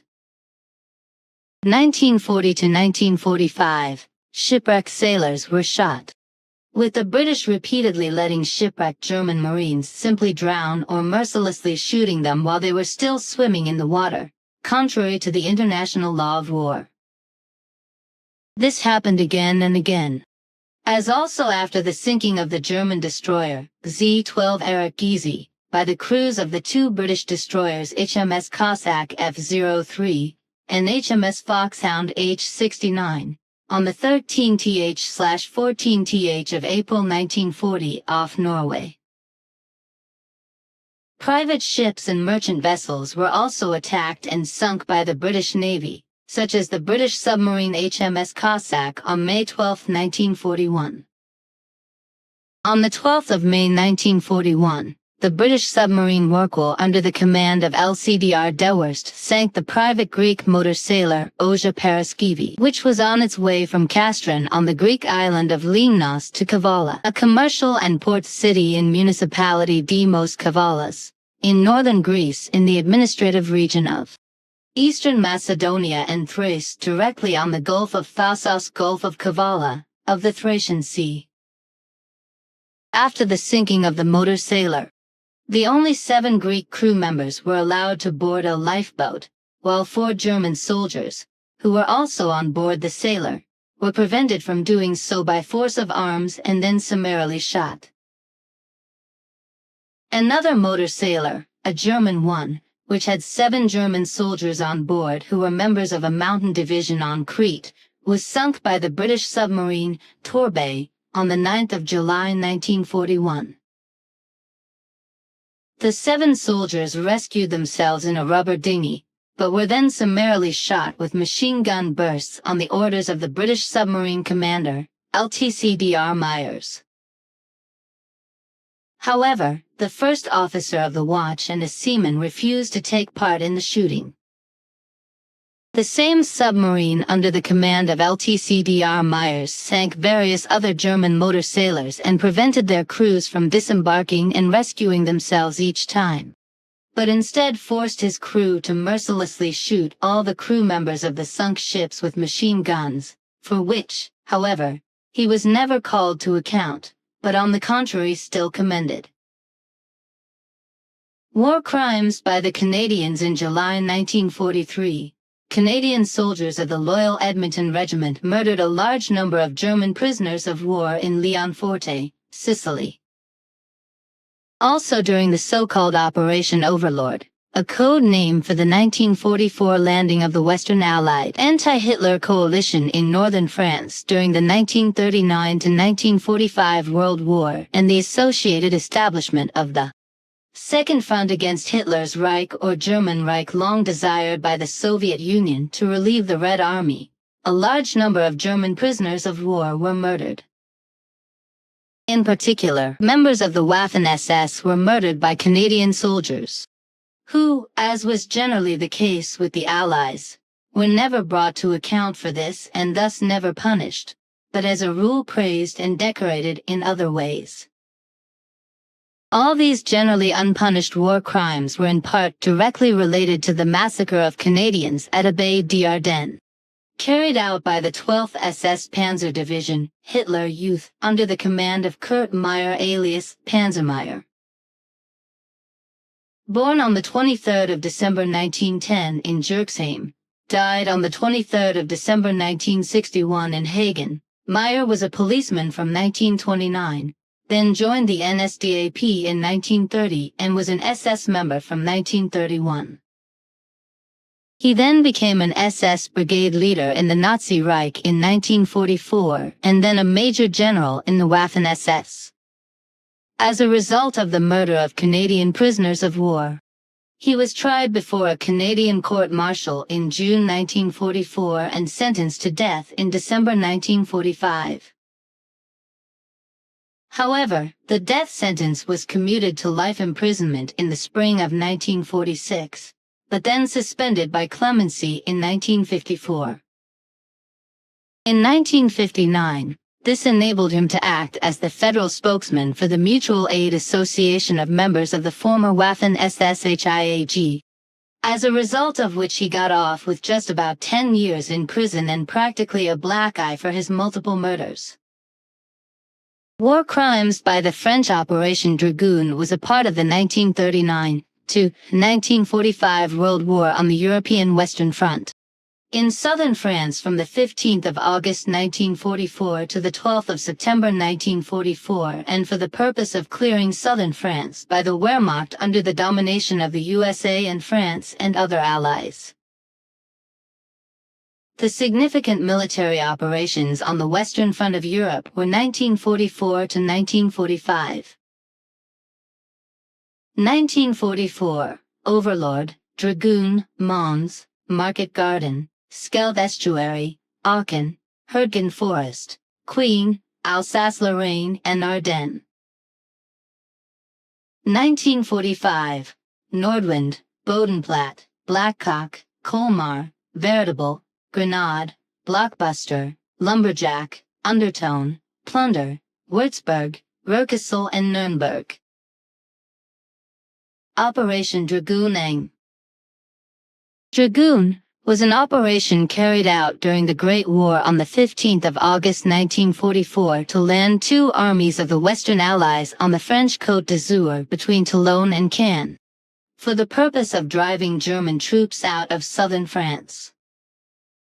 This action formed the southern counterpart to Operation Overlord Landing, which had begun in Normandy on the 6th of June 1944 and was followed by the collapse of the German military occupation in southern France in August 1944. Only a few German soldiers managed to escape from France, which is why many Wehrmacht soldiers surrendered to the French forces and surrendered.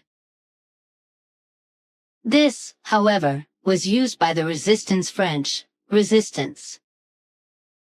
Resistance, a collective term for French and Belgian resistance movements during the 1939–1945 World War against the supporters and functionaries of the totalitarian National Socialist German and Italian occupying powers, who they described as fascists, as well as the domestic institutions and population groups collaborating with them, took advantage of this and took bloody revenge on the surrendered prisoners of war in violation of the law of war, by murdering a large number of them, mostly members of the Gestapo or the SS, although the true extent of the massacre is concealed to this day, as Plerin statements reveal. When the Maquis, also called Maquisards, specifically French partisans of the resistance who hid in forests, mountains and other sparsely populated areas during the World War and from there fought the German occupation forces in France, killed 17 German prisoners of war in Saint-Julien-de-Crempes in the Dordogne department. Then home to one of the active Maquis cells, on the 10th of September 1944, 14 of them could be identified. The murders carried out by the Maquisards were acts of retaliation for German murders committed on the 3rd of August 1944 against 17 inhabitants of the village of Saint-Julien by the Gestapo and SS. Also committed in retaliation as a result of resistance activities in the Street Julien area. War crimes committed by the Moroccan Deumiers. As the soldiers of the French-Moroccan troops of the Corps Expeditionnaire Français in Italy, CF, were called, committed mass crimes in Italy during the Battle of Monte Cassino, and in Germany. More than 12,000 civilians were kidnapped, raped or murdered by the Deumiers, mainly young and old women and children, of course. But that was not enough, for also during the capture of Germany, monstrous mass rapes and murders took place in Stuttgart, Pforzheim and Freudenstadt. Especially in the hospital town of Freudenstadt in Württemberg, which had not been defended by German troops and had been declared an open town. French-Moroccan occupation soldiers went on the rampage, raping the women and children for days. Then, when the town suffered a heavy French bombardment with explosive and incendiary shells on the 16th and 17th of April 1945, French military units of the 3rd Moroccan Spahi Regiment under the command of Major and later General Christian de Castries entered Freudenstadt without a fight. The French units that followed then plundered the town for a whole 5 days, robbing everything that was not nailed down. Then they set fires all over the town and also at the town hall and coined the slogan, "It is war, and Freudenstadt must burn for 3 days." So the fires were not allowed to be put out by the inhabitants. And if nevertheless a human being tried to put out, he was prevented from doing so by force of arms, and if he did not parry, he was simply shot. War crimes committed by the Soviet Union. The Soviet Union was also not squeamish during the 1939 to 1945 World War and committed the most serious and degenerate war crimes and, of course, did not comply with the Geneva Conventions of 1929 concerning the treatment of prisoners of war, if only because it had not signed them, which therefore justifies the question of whether the blatantly degenerate Soviet mistreatment of prisoners of war can already be described as war crimes or as what they effectively were, namely degenerate and depraved inhumanities full of contempt for life and human beings. The prisoners of war of the Axis powers, the powers of the Berlin-Rome Axis, based on an agreement between Adolf Hitler and Benito Mussolini on the 25th of October 1936, which established cooperation between National Socialist Germany and Fascist Italy, were therefore not even rudimentarily treated in accordance with the Geneva Conventions, but fell victim in their hundreds of thousands to the completely degenerated diabolical contempt for humanity and callousness of the Soviet prison guards. Mass rape and other war crimes were also carried out by Soviet troops during the occupation of East Prussia and Danzig, as well as in parts of Pomerania, Silesia, and during the Battle for Berlin. The Soviets were also at the forefront of the Katyn massacre, or rather the mass shootings that took place there. From the 3rd of April to the 11th of May 1940, members of the Soviet People's Commissariat for Internal Affairs (NKVD) shot or murdered around 4,400 prisoners, most of them officers, in a forest near Katyn, a village in Russia about 20 kilometers west of Smolensk. This act was part of a series of mass murders of 22,000 to 25,000 professional or reserve officers, policemen and other Polish citizens, among them also many intellectuals. The order for these mass murders was given by the then Soviet dictator Joseph Stalin, whereupon the Politburo of the Communist Party ordered the massacre, and it was also carried out in at least 5 different places in the Union Republics of Russia, Ukraine, and Belarus. Failure to provide assistance, or shooting of castaways. www.wlbstuttgart.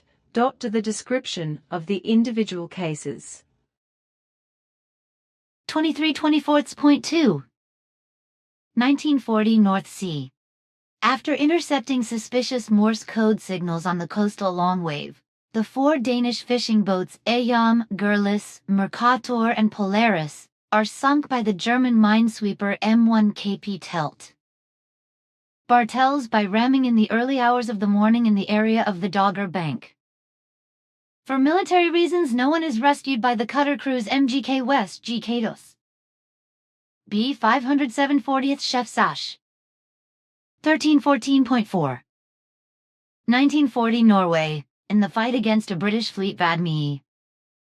Whitworth with the battleship Warspite captain Crutchley and the 9 destroyers Icarus, Hero, Foxhound, Kimberley, Forester, Bedouin, Punjabi, Eskimo, Cossack, 8 German destroyers of the Narvik group are lost.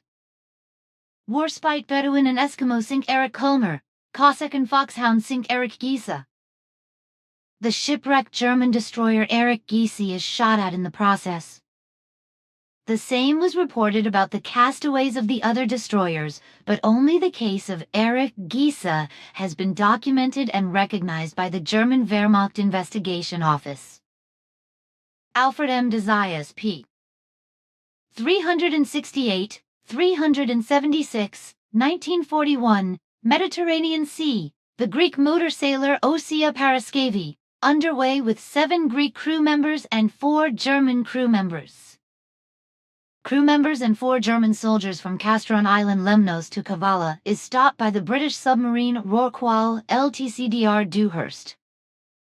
While the Greek crew is allowed to disembark, the Germans are forced to stay on board with small arms and sent below deck. Subsequently, the sailor is sunk with the turret gun.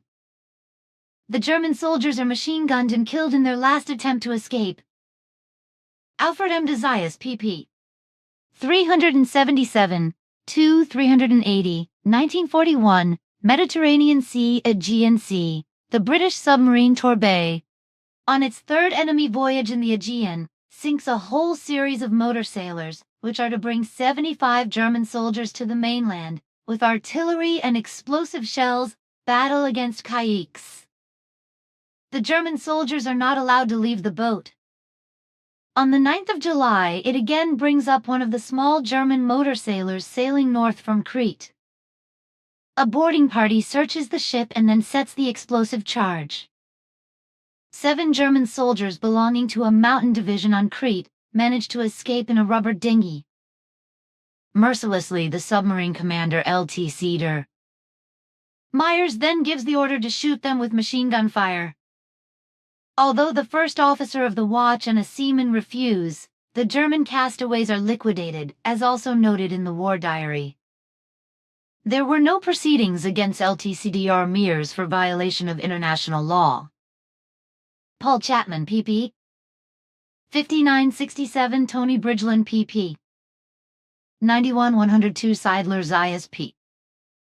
180-181. Unfortunately with wrong date. 1942, Dutch India 158 KKT. Kitamura sinks north of Bawayan, the Dutch steamer Lankoias Capet. Kitamura, steamer Lankoias XD. Strasfurt, 7,395 BRT. Capet. Kitamura has his men fire machine guns at the crew of the Lankoias, who have changed to lifeboats since weekend. 1942, West Atlantic, the U.S. destroyer Roper LTCDR Howe sights a German submarine operating on the American coast. The submarine misses the destroyer with a torpedo. Subsequent artillery fire gives U-85 devastating hits. Most of the crew are able to leave the boat in time. About 40 crew members are swimming in the water when the submarine sinks. The destroyer then overruns the sinking site and, although there is no longer any danger from the sunken submarine, throws 11 depth charges, the detonations of which kill all the castaways swimming in the water. The next morning, only 29 bodies are recovered from the water at the submarine's sinking site. A judicial investigation against the commander of the destroyer was not initiated. Seidler Zayas, p. 181-1524.7. 1942 North Pacific in the night of 14-15.7. The Japanese submarine I-7KK, submarine I-7KT. Koizumi sinks the U.S. freighter Arcata 2722 BRT off the Aleutian Islands. The crew then machine guns the lifeboats and 1 man is mortally wounded. In the Kuril Islands, Narwhal LTCDR Wilkins sinks the 2 island supply vessels Kafuji Maru 134 GRT and Nisho Maru No. 2 344 GRT, as well as the outpost boat Shinsei Maru No. 8363 GRT on 24.4. During the sinking of the Nisho Maru, according to Japanese statements, survivors in the water were fired upon with machine guns. Sources are missing. 1942 South Pacific, the Japanese submarine Ro-33 Capital T. Kuriyama sinks the British coastal freighter Mamutu 300 BRT, which is on its way from Port Moresby to Daru Gulf of Papua, with a crew of 32 men and 82 refugees including 28 children. Subsequently, survivors in the water are machine-gunned. Only 28 of the 114 persons on board survived the massacre. Peter Dunn, 1942, South Atlantic off the coast of Brazil, the German U-516 Quibto Webe sinks the Brazilian freighter Antonico 1223 GRT with the deck gun without warning. The freighter is on charter for Pan Am Airways with a cargo of cement and asphalt from Belém to Paramaribo, Suriname. The crew immediately abandoned the freighter in one small and two large lifeboats. According to the survivors, the boats were then subjected to artillery fire and the lifeboat with the captain was sunk.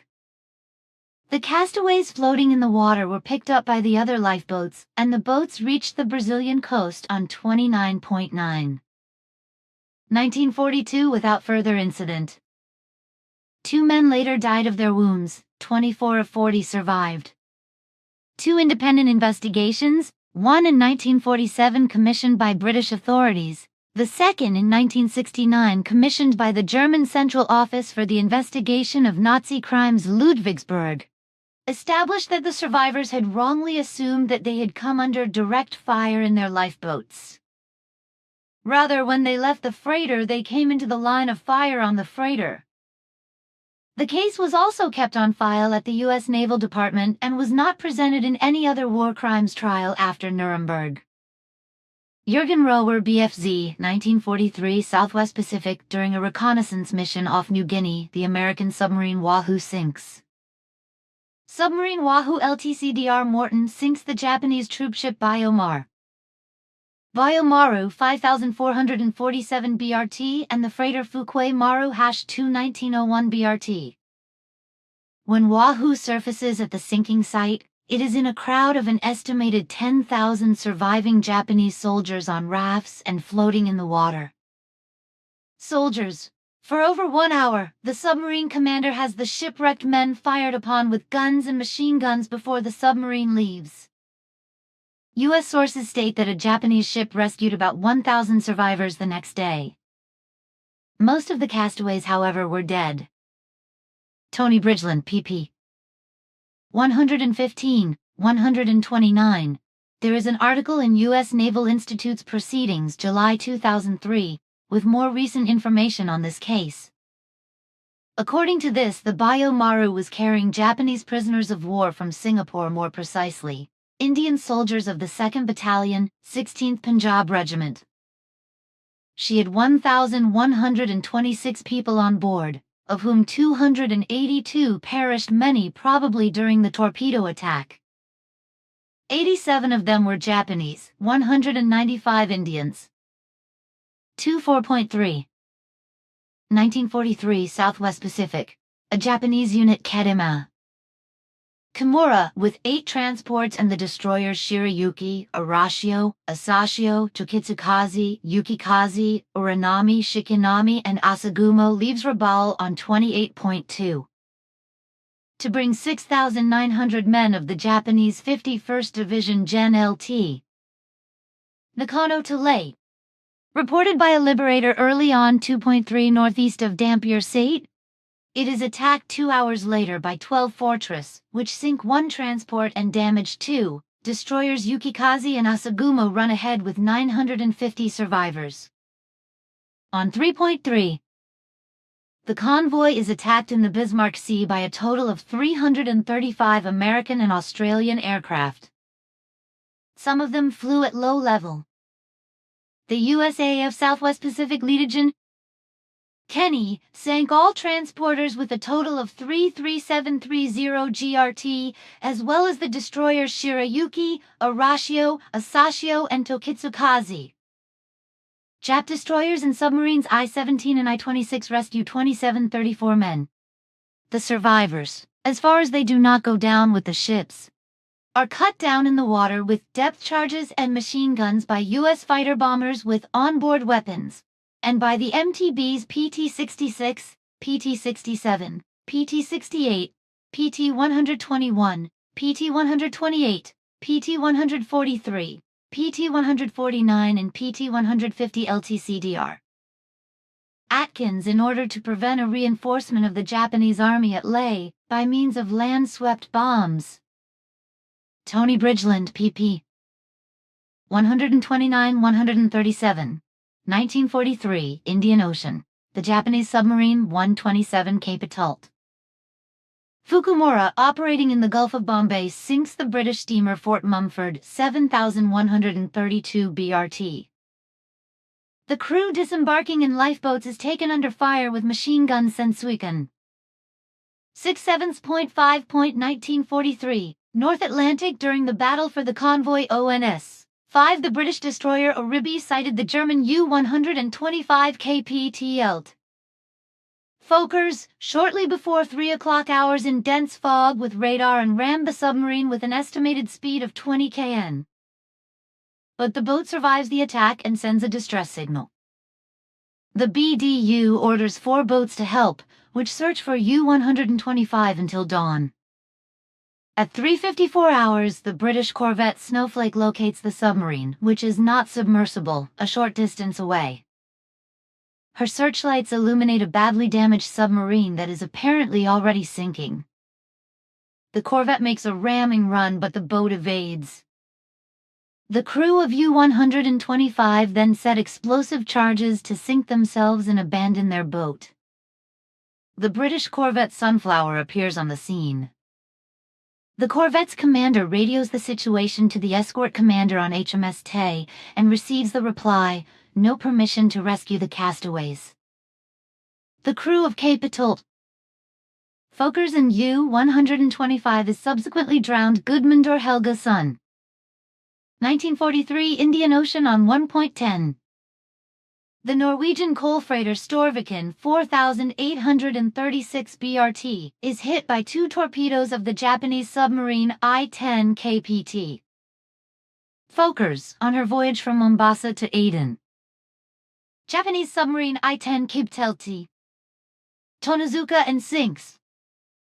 On board were 7 Norwegian officers, 5 British artillery gunners and the crew of 44 Chinese. According to Captain Apold, 42 men were able to leave the sinking ship in a lifeboat. The submarine then comes alongside the lifeboat. As the captain cannot be found, an officer and a stoker are taken prisoner. While casting off, the submarine collides with the lifeboat so that the propeller completely tears open one side. Several castaways are killed and others injured while the lifeboat capsizes. The submarine then cruises over the site of the accident again, with the crew making fun of the castaways floating in the water. After the sinking of the Storviken, the captain and 4 other crew members are able to save themselves on wreckage after their lifeboat overturns and sinks while trying to launch it. They now try to collect several pieces of wreckage to tie together into a life raft if possible. Some good swimmers keep the castaways connected for 5 to 6 hours and collect wreckage. In the evening, 19 survivors are gathered on the raft, which is heavily overloaded with them. There is no drinking water or food, everyone suffers from the hot solar radiation. Over the next few days, 6 men die of exhaustion. On the 6th of October, the captain, 1 officer, and 11 Chinese crew members are killed. On the 6th of October, the captain, 1 officer, and 11 Chinese crew members are picked up by the British convoy ship HMS Senin. Another life raft with 1 officer and 3 Chinese crew members is recovered. Crew members. A total of 17 survivors are brought ashore in Aden on the 8th of October. However, it cannot be proven whether the collision with the life raft was indeed deliberate, as eyewitnesses claimed. War sailors. Calm, 1943, Southwest Pacific during the sinking of the American freighter Daisy Mauler. American freighter Daisy Mauler, 4,087 BRT, by the Japanese submarine Ro-110 KPTLT. Ebedo, 53 of 127 crew members are killed by machine gun fire and by ramming the lifeboats. Rower Axis submarine successes p. 272, Jan-July 1944, Indian Ocean, according to the orders of the Commander of the Southwest Pacific Fleet VADM. Takasu, these apparently go back as early as the 20th of March 1943, the sinking of the freighters British Chivalry on 22. 2. By I-37 KP Tilt. Nakagawa 12 plus, Ascot on 29.2. By I-37 Cape Tilt. Nakagawa 40 plus, Behar on 9.3. By Tone/KPT. CUS Mayuzumi 72 plus, Nancy Mahler on 18.3. By I-165 CPT. Shimizu 32 plus, Giselak on 326 by I-8 CPT. Arizumi 98 plus, Richard Hovey on 329 by I-26 CPT. Kusaka 1 plus and Jean Nicolet on 7 halves by I-8/CPT. Arizumi, 79 plus, survivors were murdered, sometimes under sadistic rituals, to erase all references to the Japanese-led trade war between Australia and the Gulf of Aden. After the War Crimes Tribunal sentenced the commander of the 16th Cruiser Division, Rear Admiral Sakanjo, and KPT. CUS Mayuzumi to 7 years in prison each. Hipitisa S. Arizumi committed suicide aboard the submarine I-401 after the surrender of Japan. Rower Chronology of the War at Sea p. 256. It should be noted, however, that prisoners were also taken by British Chivalry, Nancy Mahler, Giselak, Richard Hovey, and Jean Nicolet. In the case of the Nellore sunk by I-8 on 29.6. 44, no survivors were murdered and only prisoners were taken. Also in the case of the City of Adelaide sunk by I-8 on 30.3. 44, no war crimes were found. 4/5.1. 1944. Central Atlantic. In 1943, some imprisoned German citizens are to be brought home for sentencing, on board blockade runners carrying war-essential raw materials from Japan to Germany. For this purpose, the German naval attaché in Tokyo, Admiral Paul Wenneker, issues the order not to let the detainees fall into captivity if they are threatened with capture by enemy warships, but to let them sink with the ship to be sunk. In 2 cases this order is carried out. On board the blockade runner Burgenland, the journalist Hoffmeyer, imprisoned on suspicion of espionage, is shot by a guard before sinking himself on the 4th of January 1944. During the self-sinking of the blockade runner Rio Grande on the 5th of January 1944, the sailor Powellite, imprisoned for theft, remains locked in his cell and goes down with the ship. On the 25th of February 1966, a jury court in Hamburg discontinues the proceedings against Admiral Rhett. Wenneker stating, based on the results of the main hearing, the jury court considers the killing of both human beings to be wrong. However, it recognizes that the defendant Wenneker believed in the legality of his actions. It sees this as an error of prohibition. It considers this to be unavoidable with regard to Hoffmeyer and avoidable with regard to Powellite. In this respect, it considers the act to be manslaughter. This is time-barred. 1944 South Atlantic U-852 Capital.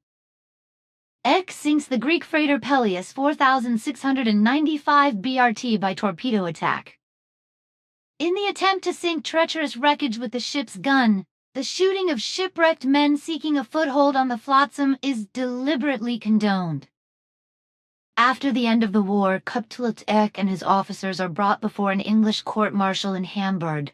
Eck, the 2WO lieutenant, Z.S. Hoffman, and the ship's doctor, Dr. Weisfenig, are sentenced to death and executed on 30.11. 1945 The STO lieutenant, Cess Lenz, sentenced to life in prison, is released in 1951. Dwight D. Messimer 15 to 21.6. 1944 Baltic Sea Soviet. Attack against the islands off the Karelian Isthmus. During an attack of Soviet torpedo cutters under Cape Todd. 2. Uri Yosipov, the German torpedo boat T-31 is lost. The attack took place on 20.6. 1944, 003 hours at 60 degrees, 16.4 north/27 degree, 56.4 east, about 1.5 nautical miles northeast of the island Narvi, also, Narwi/Narwa/Nerva. 2 Russian torpedo cutters of the type D3 come to fire torpedoes in a favorable position. 2 torpedoes hit the fleet torpedo boat T-31 at full speed, amidships between boilers 1 and 2. The boat is torn in two and sinks in no time. The Russian torpedo cutters were TK-37 OBLT, S. Toronenko and TK-60 Lieutenant Bushuev. Their unit belonged to a covering group of speedboats which was to secure the occupation of Narwa Island. The German-Finnish forces were unaware of the occupation by Russian forces. After the sinking of T-31, boats belonging to Lieutenant Vasilyev and Lieutenant Tvorogov, among others, were at the sinking site. The survivors were treated as follows by the fogging torpedo cutters of the Baltic Red Banner Fleet. The Russian boats passed over the sailors floating in the water without consideration. Crew members of the Russian torpedo cutters pulled survivors out of the water, shot the prisoners, and threw them back into the water. Other Russian crew members staged a veritable target shooting on the castaways floating in the water. The helpless were killed or injured. One German survivor who was pulled on board was allegedly forced to shoot at his comrades floating in the water with a gun to his temple. A total of 6 prisoners were taken to Russia as prisoners of war. Only one of them came back. Some of the crew were rescued by Finnish speedboats at the sinking site after floating in the water for up to 6 hours. Klaus Fischer. 1944, North Atlantic. On the 5th of July 1944, the German U-247 Kapitel Machalot attacked 10 nautical miles west of Cape Wrath. 3 fishing boats which had sailed from Ayr to the fishing grounds off Butt of Lewis only a few days before, and sank one. 2 of the fishing luggers cut their fishing gear and managed to escape. The 3rd fishing lugger, Noreen Mary, however, comes under fire from the submarine. The submarine had first attacked the group of fishing boats unsuccessfully with a torpedo, then surfaced and attacked the nearest boat. The War Diary U-245 reports attack on an outpost boat. After 45 minutes of artillery and machine gun fire, the Noreen Mary sinks and 8 of the 10 crew members with her in the hail of bullets. 2 men are picked up late in the evening by the Lady Madeline and rescued Tony Bridgeland, pp. 78-96, 1944, Mediterranean Sea, Aegean Sea. The crew of a Do-24J9 plus DA of the 7th Sea Rescue Squadron sight a raft in the Gulf of Saloniki, on which 2 men are on board. Heads protrude from the water, recognizable from the yellow life jackets they are wearing. The machine immediately ditches the water. A naval officer and a chief mate are sitting on the raft. The rescue plane takes on board the sailors on the raft, and another 25 naval personnel floating in the water. 10 of the soldiers have been seriously injured by gunshot wounds. According to the officer, Lieutenant Zersi Hans Joachim Westphalen, they make up the rest of the former 142 crew members of the German-flagged torpedo boat. German-flagged torpedo boat TA-37 ex-Italian Gladio under OBLT. Z.S. Fritz Goldammer. The rescued sailors report that they were fired upon by the British destroyers Turgamont and Tuscan with machine guns, after they were already floating in the water. Megaphones were used to shout from on board, "We will be back!" Horst Thurling, p. 76F, 1944, Pacific, U.S. West Coast. In December there is only one Japanese submarine.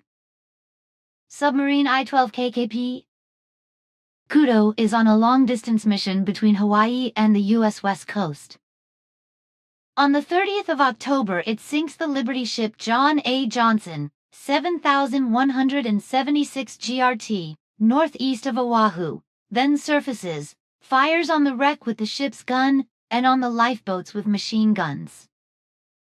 9 of the 69 castaways are killed, The survivors are rescued by the U.S. yacht Argus on the 30th of October. I-12 is sunk on 13.11. Between San Francisco and Hawaii by the minesweeper Ardent and the frigate Rockford. 1945, Indian Ocean. In April 1945, LTCDR Albert George Davies commands the overseas patrol boat HMS Stubborn in an 11-week operation of the British 4th U Flotilla under American High Command on the way from Clyde to Fremantle. East of Bali, the Japanese patrol boat No. 2X Natakaze crossed its course. Although steering a fierce zigzag course, the Stubborn eventually manages to get into a good attack position, and Davies fires a salvo of 4 torpedoes. Of these, 2 torpedoes hit at a range of 3,000 yards, sinking the former destroyer off Lombok and inducing the commander to exclaim, "We blew up the fucking asshole," accompanied by cheers from the crew. Davies then wants to bring a survivor on board for a prisoner's statement. While moving the boat between the castaways, one made a rude move and is then immediately shot with a pistol by the artillery officer. This was undoubtedly an instinctive and unplanned reaction, but Davies subsequently gives the order to shoot all the other prisoners now as well, to prevent Japanese survivors from being able to testify to the incident if the Stubborn were to be brought up in this war, so that there would be no reprisals from the Japanese side because of the shooting. The machine gun is brought up and just about to be brought to bear when an aircraft appears and forces the Stubborn to dive immediately. When Davies resurfaces the following night, there is no sign of the Japanese castaways. There is no sign of the Japanese castaways. In the further course of the operation, the Stubborn destroys more ships with its onboard gun, shells a harbor in the north of Bali, destroys a breakwater and several landing craft, and boards a few junks at night.